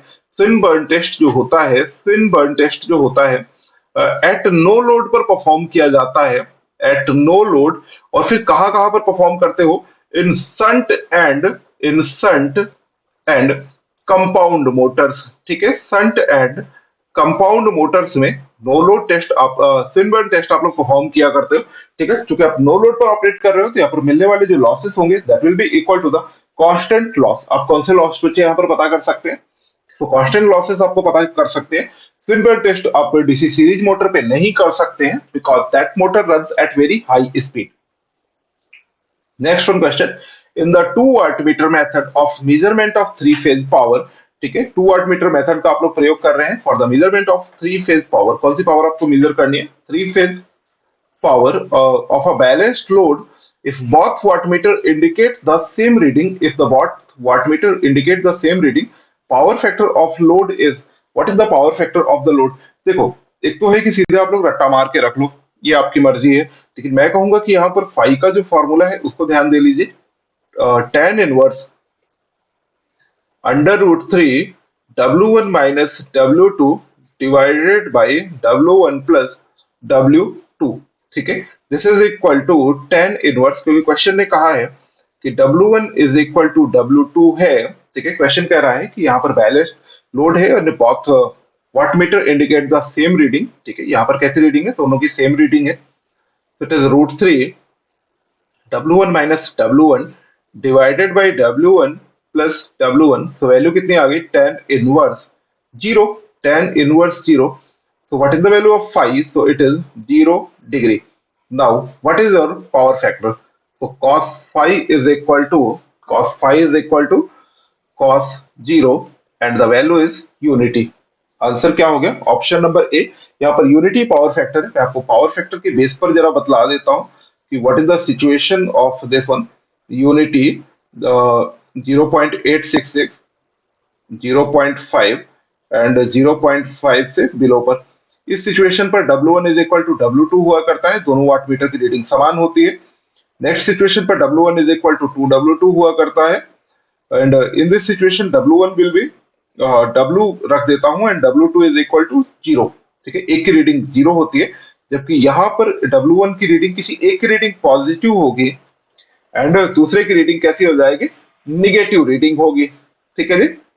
Below 0.5 power factor पे एक वाटमीटर आपका पॉजिटिव रीडिंग देगा, जबकि दूसरा वाटमीटर आपका निगेटिव रीडिंग प्रोवाइड किया करता है। अगला क्वेश्चन देखते हैं भाई साहब क्या बोले कि in DC shunt motor if the terminal voltage is reduced to half torque remaining the same, जबकि टॉर्क आपसे कह रहा है कि सेम है, then which of the following is true, ठीक है। अगर आपका टॉर्क सेम रखना है, टॉर्क आपको बच्चे सेम रखना है और कह रहा है कि इन दैट सिचुएशन क्या प्रभाव पड़ेगा, तो देखते हैं किस पे प्रभाव कह रहा है। कह रहा है कि speed remain same and armature current will double, ठीक है, या speed becomes half and armature current will get double, ठीक है। तो मतलब मुझे ये समझ आ रहा है कि यहाँ पर जो रिलेशन आपसे जानना चाह रहा है वह स्पीड एंड आर्मेचर करंट के जानना चाह रहा है कि अगर आपने टर्मिनल वोल्टेज को हाफ कर दिया है, if you make terminal voltage half, then speed and armature current पर क्या प्रभाव पड़ेगा, ठीक है। No problem. So first one यहां पर चेक कर लेते हैं कि इसने क्या बोला है कि torque should be constant. Torque कह रहा है बच्चे कांस्टेंट रखिएगा, ठीक है। So what is the formula of torque, this is के फाई आई ए, के फाई आई ए। तो भाई साहब ने क्या किया है, कौन सा मोटर है, संट मोटर है। चलिए मैं आपके लिए संट मोटर ड्रॉ करता हूं, देखिएगा बहुत ही प्यारा क्वेश्चन है ये। यहाँ पर कोई जरूरत नहीं कि आप इन टॉपिक्स के रट्टा मारिए, ठीक है। दिस इज वी एंड ये हो गया आपके ISH के लिए, दिस इज अवर RSH, यहां से आने वाली करंट हो गई I, this is EB comma RA, this one, ठीक है। सो आपसे कह रहा है कि यार टर्मिनल वोल्टेज हाफ हो गया। देखो बेटा, अगर टर्मिनल वोल्टेज हाफ होगा तो ISH विल बी हाफ, क्योंकि ISH की वैल्यू है V अपॉन RSH, ISH की वैल्यू है V अपॉन RSH। तो करंट आपकी हाफ हो जाएगी, क्योंकि करंट हाफ होगी तो फ्लक्स आपका हाफ हो जाएगा, ठीक है। सो अगर आपको इसको कांस्टेंट रखना है ना, तो आपको को मैंने क्या बोला कि यहाँ पर बेटा फाई आपका हाफ हो जाएगा। फाई हाफ हो गया, लेकिन टॉर्क तो कांस्टेंट रखा गया।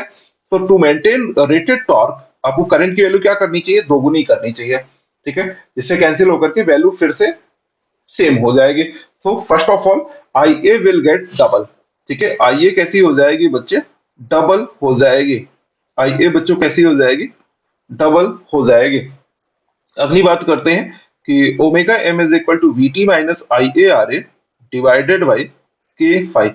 आई ए आर ए ड्रॉप आपका बहुत ज्यादा नहीं होता है, तो यहाँ पर आपको कंपेयर बस करना है। So V T is directly proportional, omega M is directly proportional to V T upon K five, ठीक है। So it will be equal to omega M two divided by omega M one is equal to V T two divided by K five two and whole divided by V T one divided by K five one, ठीक है।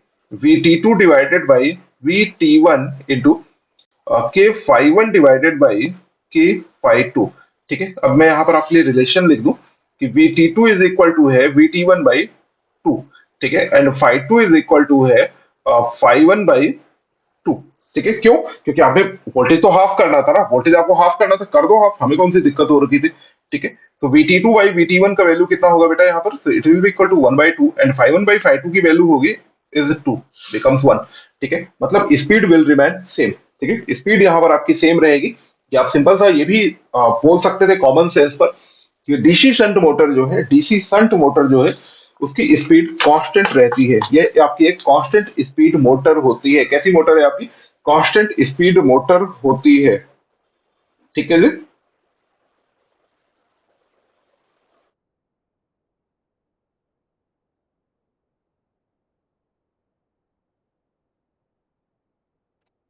चलिए next question देखते हैं।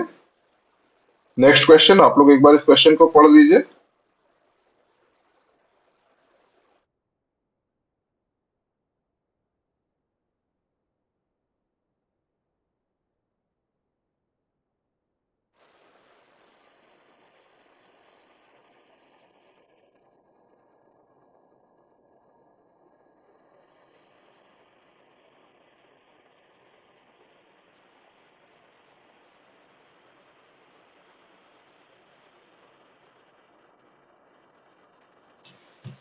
चलिए, what is the next question? Next question है हमारा कि lap wound DC machine, एक लैपॉन डीसी मशीन है, having 4 poles, has 720 armature conductor. कितने armature conductor? 720। Its field winding is excited by the DC source to create an air gap flux of 32 milliweber per pole।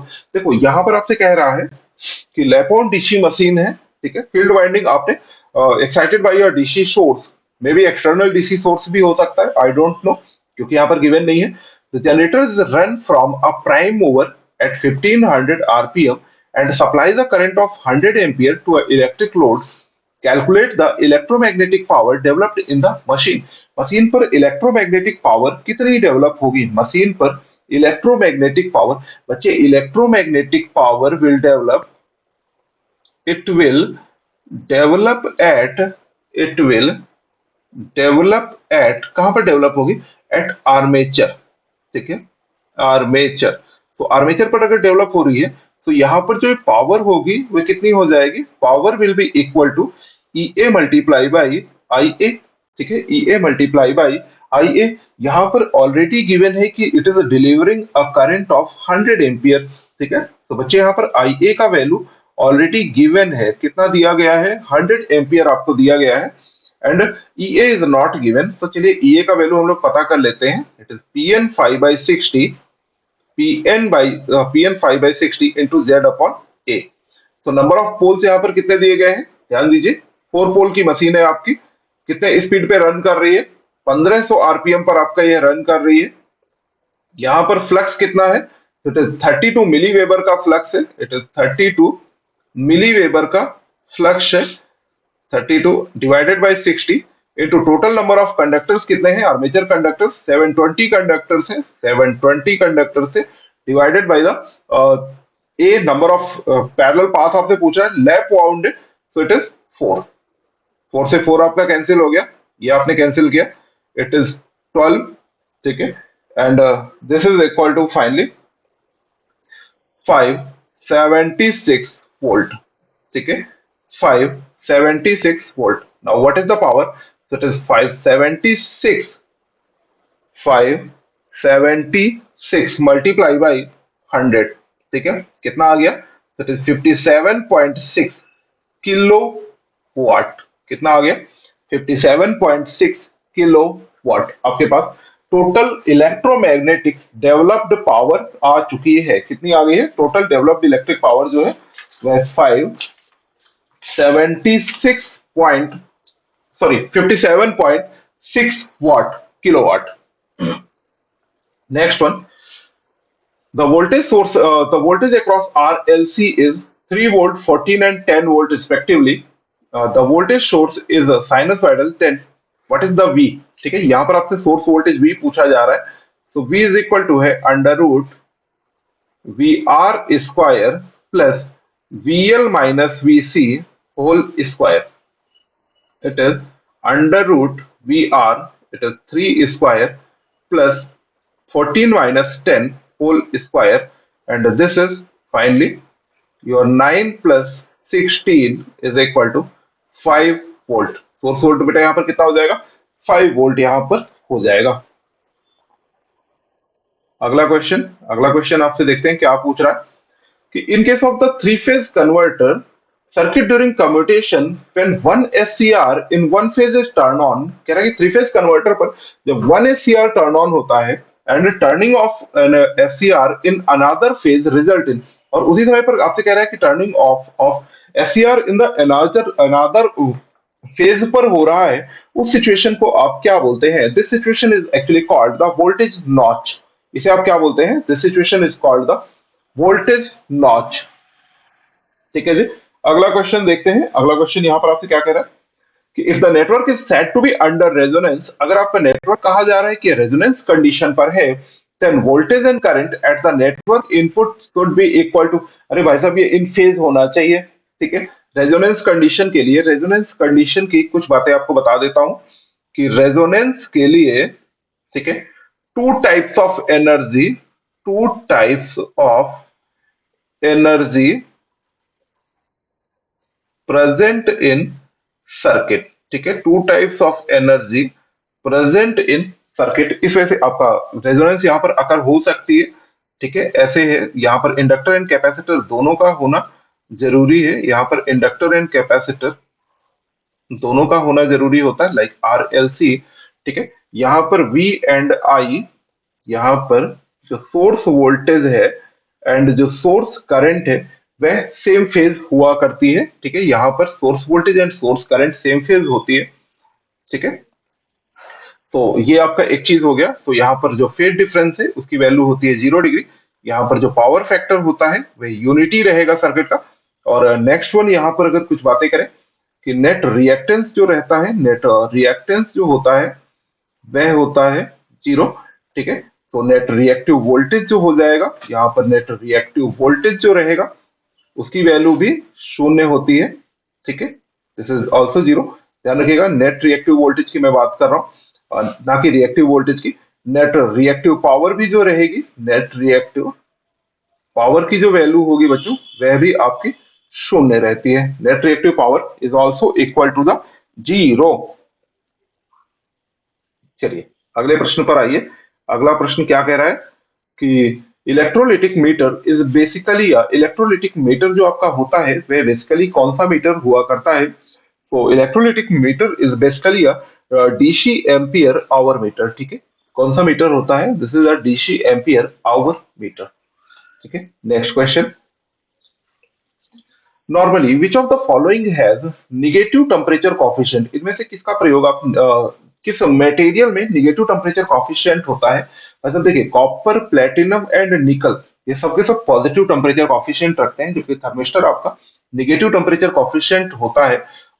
It is also used in, इसका जो हम लोग प्रयोग करते हैं, also used in over voltage protection of, over voltage protection of, over voltage protection of SCR, over voltage protection of SCR में आप लोगों ने थर्मिस्टर का प्रयोग भी किया हुआ था। क्यों? क्योंकि ये नॉन लीनियर रजिस्टर होता है। ठीक है, निगेटिव टेम्परेचर कॉफिशिएंट तो होता ही है, इट इज एन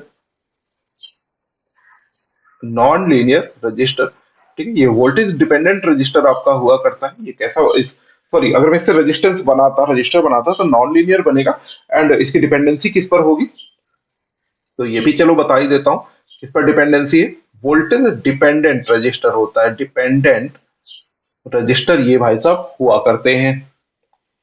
अगला क्वेश्चन, अगला क्वेश्चन आपसे यहाँ पर क्या कह रहा है कि calculate the reading of volt meter, calculate the reading of the voltmeter, calculate the reading of voltmeter when 110 volt and 50 hertz is supplied across the PMMC voltmeter having internal resistance 10 kilo ohm and full scale range is 0 to 220 volt। अब यहाँ गौर करने वाली बात यह है कि इन्होंने जो सप्लाई दी है ना वह 110 वोल्ट 50 हर्ट्ज की सप्लाई दी है, मतलब इन्होंने एसी सप्लाई दी है। ठीक है, इन्होंने कौन सी बच्चे सप्लाई दी है?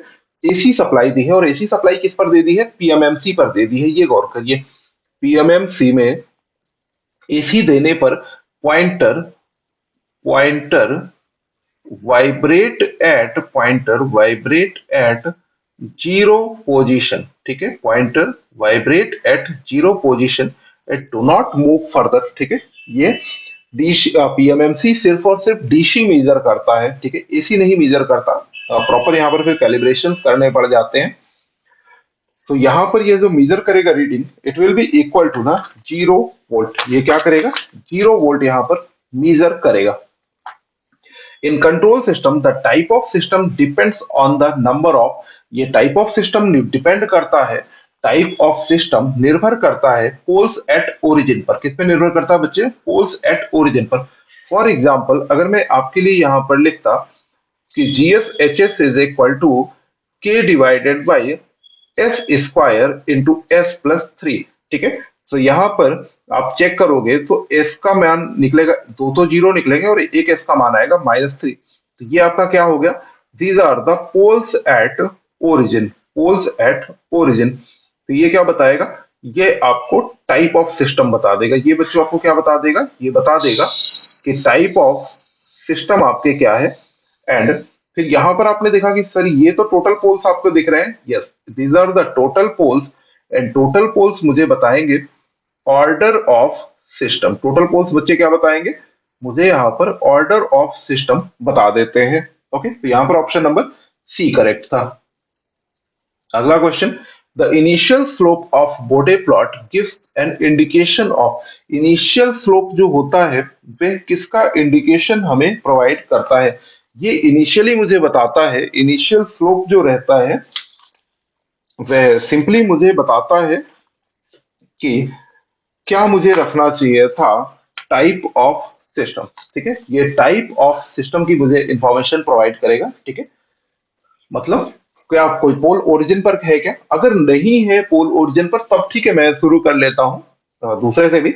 लेकिन अगर अवेलेबल है तो मैं उसी से यहाँ पर इनिशियल बोडे प्लॉट का स्लोप शुरू करता हूँ। बोडे प्लॉट जो होता है, बोडे प्लॉट भैया जो है आपके, ये आपको रिलेटिव स्टेबिलिटी बताते हैं। ये बच्चे क्या बताते हैं, रिलेटिव स्टेबिलिटी की इंफॉर्मेशन प्रोवाइड करते हैं, रिलेटिव स्टेबिलिटी की इंफॉर्मेशन प्रोवाइड करते हैं। अगला question, single phase transformer at no load has a core loss of 75 watt and current of 5 ampere. Induced EMF is 230 volt.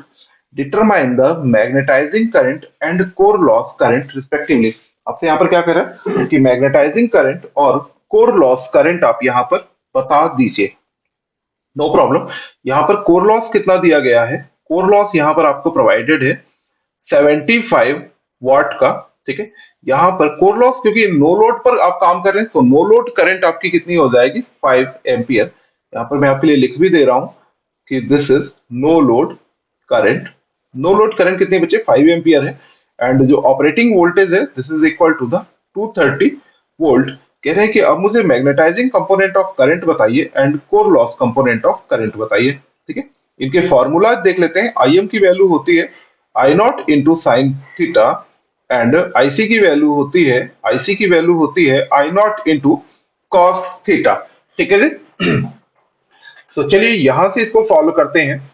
So core loss की value हो जाएगी v multiply by I not into cos theta, ठीक है। Then what is the value of cos theta is equal to 75 divided by V is 230, V is 230 and current is 5 ampere, current is 5 ampere.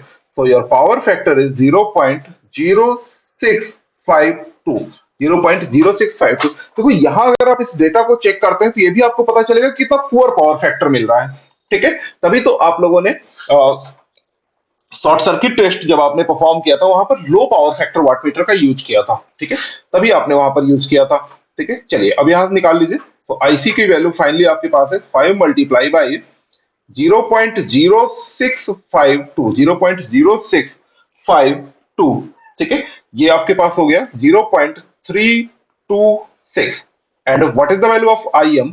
So I M is equal to 5 multiply by sine theta का value कितना होता है, sine theta is equal to होता है under root 1 minus cos square theta. Sine theta is equal to under root 1 minus cos square theta. So it is 1 minus 0.0652 square, ठीक है।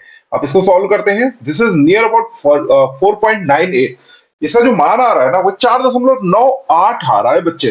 तो इसको इन्होंने क्या किया ना एग्जामिनर ने, कि इसको 5 एम्पियर ही लिख दिया सीधे सीधे। तो ऑप्शन कौन सा करेक्ट करते हैं? ऑप्शन नंबर बी हम लोग यहाँ पर प्रेफर करेंगे। हम कौन सा ऑप्शन प्रेफर करेंगे? हम लोग बी नंबर प्रेफर करने वाले हैं। अगला question, in the line in the line voltage and load remains the same on three-phase synchronous motor, then calculate the line current at power factor 0.5 leading। कह रहे हैं कि V and I are the constant। V and I, the line voltage and load, sorry I नहीं, line voltage and load remains constant। ठीक है, VL का value जो है वह कांस्टेंट है, लोड जो है बच्चे आपका वो है कैसा है, दिस इज ऑल्सो कांस्टेंट। और इस सिचुएशन पर जो cos फाइव वन है ना, जो पावर फैक्टर है जो है 0.5 है। फिर कह रहा है कि assume that initially at rated load motor draws a current of 200 ampere the line at unity power factor. अब कह रहे हैं कि इस सिचुएशन पर अब जो इनिशियल सिचुएशन है उसमें जो इसने करंट ली थी, ठीक है, इसको फाइव टू कर लीजिए। ओके, सो VL तो यहां पर भी कांस्टेंट है, VL यहां पर भी कांस्टेंट है। लोड आपका रेटेड लोड है, मतलब कांस्टेंट लोड है। लोड बच्चे यहां पर कैसा है? कांस्टेंट लोड है। बस यहाँ पर पावर फैक्टर चेंज है कि यहाँ पर जो पहला पावर फैक्टर था वो यूनिटी था, ठीक है। और इसने बताया कि जो करंट में ले रहा था ना, वे मैं करंट ले रहा था 200 एम्पियर की करंट। यहाँ पर हम कितनी ले रहे थे? 200 एम्पियर की करंट हम लोग यहाँ पर बच्चों ले रहे थे। क्वेश्चन कह रहा है कि calculate the line current eight 0.5। ठीक है, कैलकुलेट कर लेते लाइन करंट। हमें क्या इसमें, चूंकि लोड कॉमन है ना, चूंकि लोड कॉमन है तो इसका मतलब मुझे पावर बराबर करना चाहिए। तो मुझे यहाँ पर क्या करना चाहिए? P1 is equal to P2 करना चाहिए। तो P1 का वैल्यू मैं यहाँ पर लिखूंगा, it is √3 VL IL cos five one is equal to √3 VL IL cos five two. ठीक है, सो VL से VL तो कैंसिल कर दीजिएगा, IL1 लिख दो, इसको IL2 लिख दीजिए। ठीक है, √3 से √3 कैंसिल कर दीजिए। सो IL1 की वैल्यू कितनी है? पहली आपकी करंट कितनी है? This is 200 multiply cos factor 1, cos theta 1 हो गया, and IL2 multiply by 0.5। Now what is the new current? So the new current is equal to 400 ampere. This is 400 ampere. कौन सा ऑप्शन करेक्ट हो गया? So option number B यहां पर हमारा correct रहेगा। अगला क्वेश्चन, फिल्टर सर्किट, एक फिल्टर का आपका क्वेश्चन है, that transmit all the frequencies without any attenuation, that transmits all the frequency without any attenuation but provides some phase difference between the input and output signal. यहां पर भाई साहब कह रहे हैं कि एक आपका ऐसा फिल्टर है जो कि सारी फ्रीक्वेंसीज को पास कर दे रहा है, सिर्फ और सिर्फ थोड़ा सा फेज शिफ्ट दे रहा है। अगर यह सारी फ्रीक्वेंसीज को पास कर रहा है then it is all pass filter. कौन सा? सारी फ्रीक्वेंसी पास करोगे तो ऑल पास फिल्टर कहेंगे। हाई फ्रीक्वेंसीज पास करते तो high pass, low frequencies pass करते देन लो पास, एंड अगर specific range of frequency pass करते तो बैंड पास फिल्टर, तब बैंड पास बोला जाता। अगला क्वेश्चन देखते हैं, अगले भाई साहब आपसे क्या कह रहे हैं। Find the accelerating torque in the generator at the time of fault, a 50 Hz 4-pole 500 MVA 22 kV turbo generator which is delivering a rated MVA at 0.8 power factor. Electrical power is reduced to 40% due to unexpected fault. Assume constant power input at the shaft and negligible losses for the machine। ठीक है, यहां पर कह रहे हैं कि negligible losses है आपकी मशीन पर, लॉसेस यहां पर नहीं हो रहे इनिशियल पर। और फिर कह रहे हैं कि एक्सेलरेटिंग टॉर्क यहां पर जरा आप मुझे कंसीडर कर दीजिए। ठीक है, यहां पर आप इनको बता दीजिए कि एक्सेलरेटिंग टॉर्क कितना होगा। तो एक्सेलरेटिंग टॉर्क के लिए मैं आपसे कहूंगा टू मच सिंपल कि that is accelerating torque is equal to accelerating power.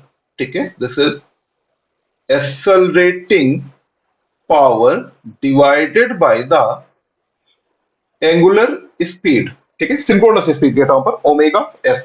Then sir what is the accelerating power, ठीक है, this is equal to PM minus P E, ठीक है, मैकेनिकल पावर जो आपने इनपुट पर ले रखी है विदाउट फॉल्ट, एक्चुअली पीएम को मैं बोलूंगा कि जो विदाउट फॉल्ट पर आपका है, ठीक है, ये आपका लॉसेस चूंकि निग्लेक्ट आप करेंगे तो मैकेनिकल इलेक्ट्रिकल को आप लोग बराबर कर सकते थे। तो your PM is equal to, अब देखिए आपके पास कितना है, this is 500 MVA generator and operating at a power factor of 0.8, तो पीएम का वैल्यू आप निकालिए यहाँ पर। So it is sir 500 multiply by 0.8, so it become 400, ठीक है, 400 वॉट। ये मैं आपको बता दूं कि यहाँ पर ये मैं बात आपसे कर रहा हूँ हेल्दी सिचुएशन की, किसकी बात कर रहा हूँ बच्चे, तो मैं यहाँ पर आपसे हेल्दी सिचुएशन की बात कर रहा हूँ। जब यहाँ पर फॉल्ट हो जाएगी, ठीक है, आफ्टर फॉल्ट, फॉल्ट के बाद ही एक्सेलरेट किया है ना, तो देखिए the electric power, electric output power is reduce to 40%, कह रहा है कि ये ना ये 40% कम हो गई है। तब उस सिचुएशन पर आपकी पावर कितनी आउटपुट जा रही होगी, तो पीई इज इक्वल टू 40% आपका रिड्यूस हुआ है, तो 1 माइनस 0.4, हेल्दी पर 400 थी, तो ये हमने कर दी 400, ठीक है, इट बिकम्स 240 मेगावाट, ये मेगावाट थी, ठीक है, 240 megawatt. Now what is the value of sir omega S, तो omega S is equal to होता है 2 pi NS divided by the 60। Sir NS भी नहीं पता अभी, यहाँ पर कोई बात नहीं, निकाल लेते हैं, एनएस निकालना कोई बड़ी बात नहीं है, तो डायरेक्ट ही निकाल लो ना, 2 पाई डिवाइडेड बाय 60, एनएस की वैल्यू होगी 120 इंटू एफ कितना है 50 हर्ट्ज, 120 एफ अपॉन पी, ठीक है, 120 एफ अपॉन पी, तो ये लीजिए, ये कैंसिल हो गया आपका, कितनी वैल्यू आ गई, दिस इज 50 पाई, बस हो गया आपका। एक्सेलरेटिंग टॉर्क आ जाएगा, पीई का वैल्यू था 240, so accelerating power is actually equal to pm minus pe, okay, so it is 400 minus 240 divided by 50 pi, divided by 50 pi, so your value is 1.018 mega, 1.018 mega newton meter, ठीक है, ये आपके पास आ जाएगी। तो option कौन सा correct है बच्चे, यहाँ पर ऑप्शन नंबर ए करेक्ट है। थोड़ा सा भी अगर आप इनको अच्छे से पढ़ लेते हो ना तो क्वेश्चन इतना डिफिकल्ट नहीं है। यहाँ पर अच्छी बात ये थी कि क्वेश्चन का जो लेवल है वो ना वो ठीक है, बस वो आपको कॉन्सेप्ट पर कह रहा है कि भैया कॉन्सेप्ट जरूर आना चाहिए। In forward bias region of PN junction diode, PN junction diode के फॉरवर्ड बायस रीजन पर क्या होता है, ठीक है, diode current decreases exponentially with decrease in voltage, देखते हैं यहां पर चेक कर लीजिए, यहां पर कैरेक्टरिस्टिक्स ड्रॉ कर लेते हैं, this is I and this is V, ये है फॉरवर्ड बायस की और ये है रिवर्स बायस की, ठीक है, ये कैरेक्टरिस्टिक्स कैसी है बच्चों, फॉरवर्ड बायस की। तो फॉरवर्ड बायस की अगर ये कैरेक्टरिस्टिक्स आप देख रहे हो तो आपने क्या किया बच्चे, यहाँ पर वोल्टेज बढ़ाया है तो करंट आपकी बढ़ी है, और कैसे ये कर्व कैसा बन रहा है, एक्सपोनेंशियल कर्व बन रहा है, ठीक है बच्चे, यहाँ पर कर्व कैसा बन रहा है, तो एक्सपोनेंशियल कर्व आपका बन रहा है। Diode current increases exponentially with increase in voltage, diode current बच्चे कैसे बढ़ रही है, एक्सपोनेंशियली इंक्रीज करेगी विद इंक्रीज इन वोल्टेज। अच्छा यहां पर अगर आपसे ना आइडियल कैरेक्टरिस्टिक्स पूछ लेता, ठीक है, मैं आपको बता देता हूं, एक पॉइंट और बता ही दें, आइडियल कैरेक्टरिस्टिक्स अगर आपसे बनवाता ना, तो this is I and V, तो ये देखो एक इधर इस तरफ जाती और एक ही इधर रहता, तो आइडियल कैरेक्टरिस्टिक्स को भी ध्यान रखिएगा आप लोग। For given stability, either for step input and speed of response criteria, the most appropriate controller would be, कह रहा है कि stability and for given stability either for step input and speed और रिस्पॉन्स क्राइटेरिया, दोनों चीजों की आपसे बात कर रहा है, ठीक है, आपसे कोई सिंगल बात नहीं कर रहा है, तो कह रहा है कौन सा कंट्रोलर आपका बेटर होगा, ठीक है, so it is N PID controller, ठीक है, ये कौन सा कंट्रोलर होगा आपका पीआईडी कंट्रोलर। यहां पर मैं आपको फ्यू पॉइंट्स बतला देता हूं related to the PID controller, few points, ठीक है, फर्स्ट ऑफ ऑल कि it's a similar to similar to lead lag compensator, lead lag compensator की भांति ये आपका हुआ करता है, ठीक है, किसकी भांति है, लीड लैग कंपनसेटर की भांति है। एंड अगर यहां पर आपसे फिल्टर की बात करता ना कि किस फिल्टर की भांति है, so like band reject filter की भांति है। ठीक है, कौन से फिल्टर की भांति है? बैंड रिजेक्ट फिल्टर की तरह होता है। यह इंप्रूव करता है both transient and both transient and steady state response. ये आपके दोनों रिस्पॉन्सेस को इंप्रूव कर देता है। ठीक है, यह जो पीआईडी कंट्रोलर है, पीआईडी कंट्रोलर भाई साहब जो है आपके, वह एक और इनमें गुण है कि ये type and order of system increase कर देते हैं। ये एक नंबर से इंक्रीज कर देगा। अगला क्वेश्चन देखते हैं। अगला क्वेश्चन आपसे क्या कह रहा है कि the speed of three phase two pole 60 hertz synchronous motor is controlled by step down three phase cyclo converter. कौन सा साइक्लो कन्वर्टर है? Step down cyclo converter. तो पहली बात समझ लीजिए कि स्टेप डाउन साइक्लो कन्वर्टर में कौन सा कम्यूटेशन होता है? नेचुरल कम्यूटेशन होता है। फिर अब क्वेश्चन पर आइए कि the maximum speed of motor can be. कह रहे कि अगर आप यह कन्वर्टर यूज कर रहे हैं स्टेप डाउन, तो आपकी अधिकतम कितनी स्पीड हो सकती है? ठीक है, सो स्टेप डाउन के केस में in step down in step down cyclo converter so मुझे ये पता है कि एफ नॉट की वैल्यू ना सोर्स से कम होगी। ठीक है, सोर्स से कम होगी। अब ये मिनिमम मतलब अधिकतम कितनी आप कम कर सकते हो? अधिकतम कितनी आप इसे कम कर सकते हो? So it is F naught is equal to F S by three. अधिकतम इतनी कम कर सकता हूं मैं इसे। कितनी कम कर सकता हूं? एफ एस बाई थ्री कर सकता हूं। सो लीजिए 60 divided by three is equal to 20 hertz. कितनी आ गई? 20 हर्ट्ज। नाउ बस आ गई फ्रीक्वेंसी, निकाल लो सिंक्रोनस स्पीड, क्योंकि सिंक्रोनस मोटर है। 120 into 20 divided by P. The P is 2, so what is this? This is 1200 RPM. यहां मिस्टेक मत करिएगा बिल्कुल भी, क्योंकि बच्चे क्या सोचेंगे ना कि NS is equal to 120 F upon P, सीधे लगा देते हैं। ठीक है, सीधे लगाइएगा तो कुछ और ही मान निकल आएगा जो कि ऑप्शन पे रखा है। जो कि सबसे मजेदार क्या है कि ऑप्शन पे दिया भी है, छोड़ नहीं रहा उस मान को आपसे। सो इससे बचेंगे क्योंकि इन्होंने साइक्लो कन्वर्टर लगा दिया था, क्योंकि यहां पर साइक्लो कन्वर्टर लगा हुआ है। अगला question, the range of dc millimeter can be extended by using a range of dc millimeter can be extended by using a। कैसे आप इसको इंक्रीज करा सकते हैं? तो देखिए, अगर आपका एक मिली अमीटर है आपका, ठीक है, क्या है? मिली अमीटर है। सो अगर आपको मिली अमीटर है तो रेंज बहुत कम होती है, तो आपको यूज करना है एक संट रेजिस्टेंस। ठीक है, आपको बच्चे क्या यूज करना है? संट रेजिस्टेंस, जिसकी वैल्यू होती है R S H is equal to R M divided by M minus one. ठीक है, R M. So R M divided by M minus one. So R S H की value कैसी होती है? R M से कम होती है। आप एक्चुअली क्या करने वाले हो? जो लोड करंट आपकी आ रही है उसे आप बाईपास करवाते हैं। अगर रेजिस्टेंस कम होगा तभी बाईपास होगा। तो क्या करना चाहिए आपको? Low resistance in shunt. क्या लगाना है? लो संट रेजिस्टेंस आपको यूज करना पड़ेगा। अगला question, the area of hysteresis loop for magnetic material used in the rotor of hysteresis motor should be। भाई साहब, hysteresis motor works on works on principle of hysteresis loss। ठीक है, hysteresis loss and eddy current loss के principal पे काम करती है।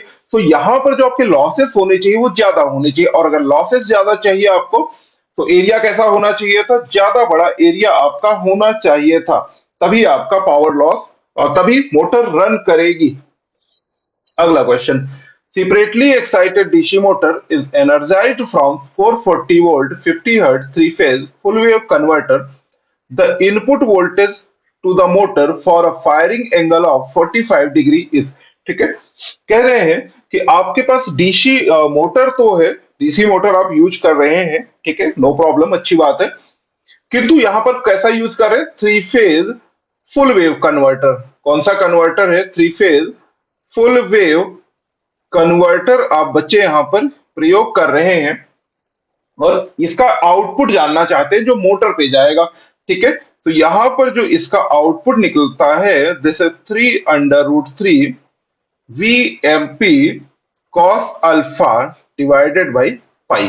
ठीक है, सो फेज वोल्टेज रखना है वो भी मैक्सिमम पर रखना है, सो इट इज 3 √3। तो यहाँ पर लाइन वोल्टेज कितना गिवन है, इट इज 440। सो पहले तो 440 को आप कन्वर्ट कर दीजिए फेज पर, ये मैंने कन्वर्ट कर दिया, फिर आप इसको मैक्सिमम बना दीजिए इनटू कॉस अल्फा है 45 degree whole divided by pi, ये आपके कैंसिल हो जाएंगे and your final value is 420.16 volt. ठीक है, it is option number B. कौन सा ऑप्शन करेक्ट हो जाएगा, so the option number B यहां पर करेक्ट हो जाएगा। अगला question, the shift register with its component output Q of the last stage connected to the D input of first stage is called, इसे आप क्या बोलते हैं, this is called the twisted ring counter, this is called the twisted ring counter। Next one, 6 pole 50 Hz 3-phase induction motor is running at 950 rpm, कितने पर run कर रहा है, 950 rpm पर, having rotor copper loss 5 kilowatt।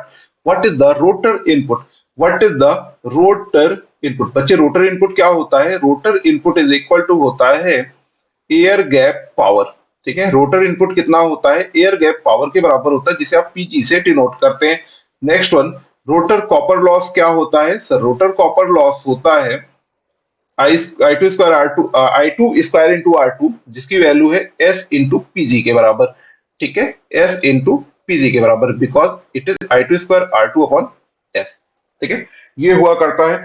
सो आपसे कह रहा है कि रोटर इनपुट बता दो। ठीक है, सो पीजी आपको चाहिए था, so rotor copper loss divided by the slip. Sir slip नहीं दिया है, स्लिप नहीं दिया, नो प्रॉब्लम।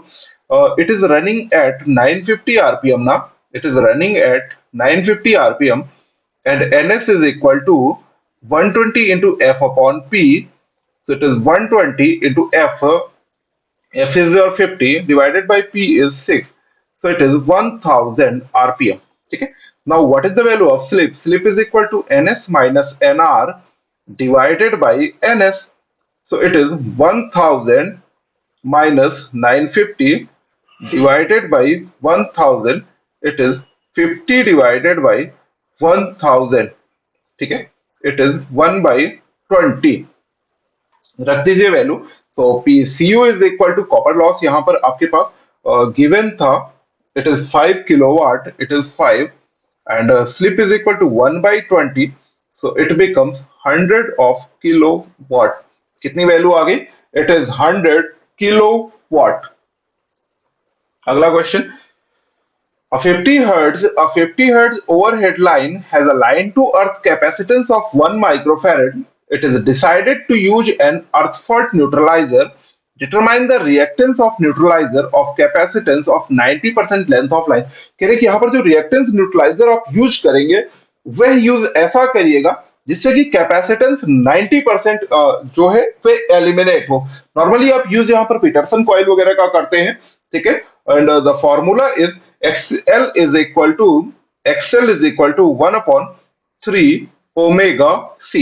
ठीक है, आपको न्यूट्रलाइज करना है, तो आपको इंडक्टेंस पूछ रहा है, इंडक्टेंस नहीं, इंडक्टिव रिएक्टेंस पूछ रहा है।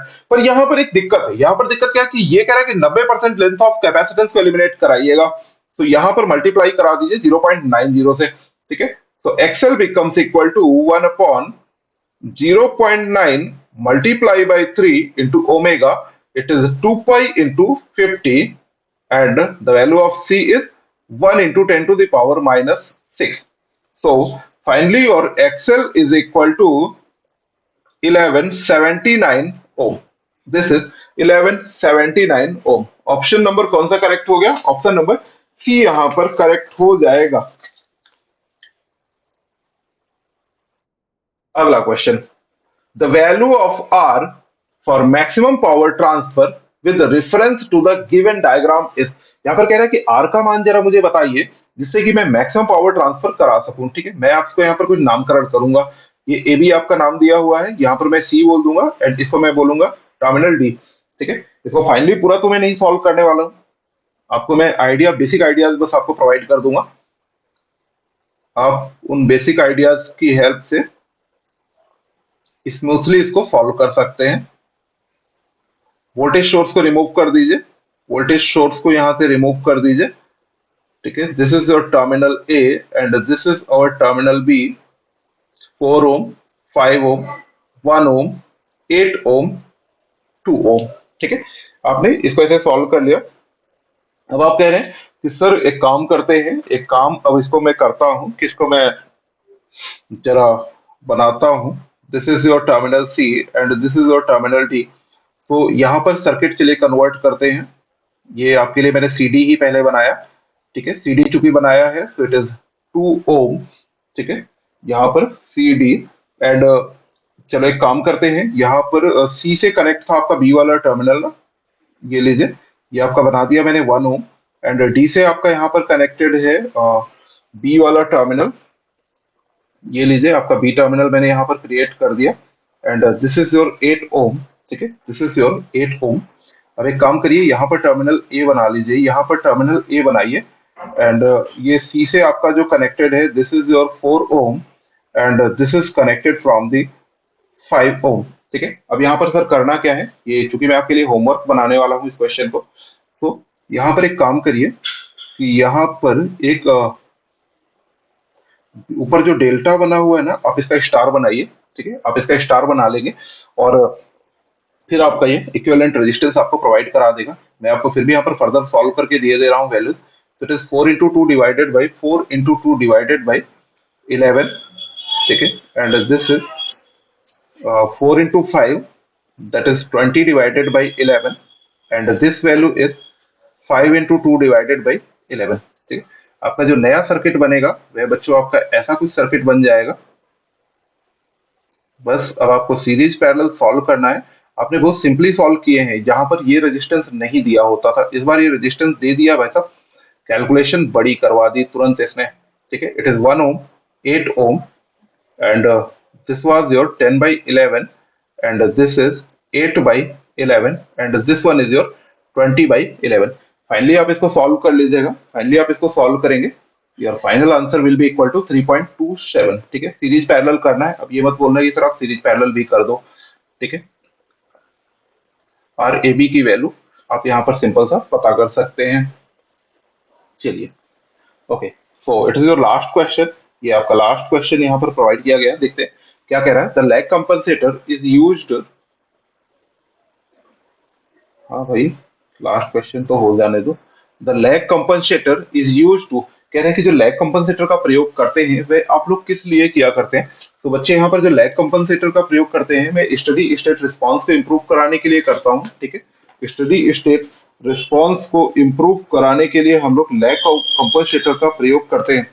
साथ ही क्या ये दोनों को इम्प्रूव कर सकता है? नहीं भाई साहब, यहाँ पर इसका ये जो काम करता है वो लीड लैग काम किया करता है। ठीक है, improve the transient state only, transient state के लिए लीड कंपनसेटर का यूज करते हैं। ठीक है, किसका यूज करते हैं? लीड कंपनसेटर का यूज करते हैं। इसके लिए मैं लैग का कर सकता था, इसके लिए मैं लैग का कर सकता हूँ, लेकिन साथ ही मैं सी नंबर भी देखना चाहूंगा। इसने कहा है कि reduce the speed of the transient response.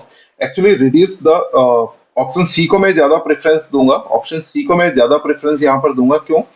क्योंकि लैग कंपनसेटर का प्रयोग करने पर बैंडविड्थ भी कम हो जाती है। ठीक है, जहां बैंडविड्थ कम होती है, जहां पर बैंडविड्थ कम होगी वहां पर स्पीड भी रिड्यूस हो जाती है। ओके, सो ये था आपका last question. Lots of thank you कि आप लोग जुड़े इससे। मिलते हैं आपसे नेक्स्ट सेशन पर, करते हैं किसी अनादर पीवाईक्यू को हम लोग। Thank you.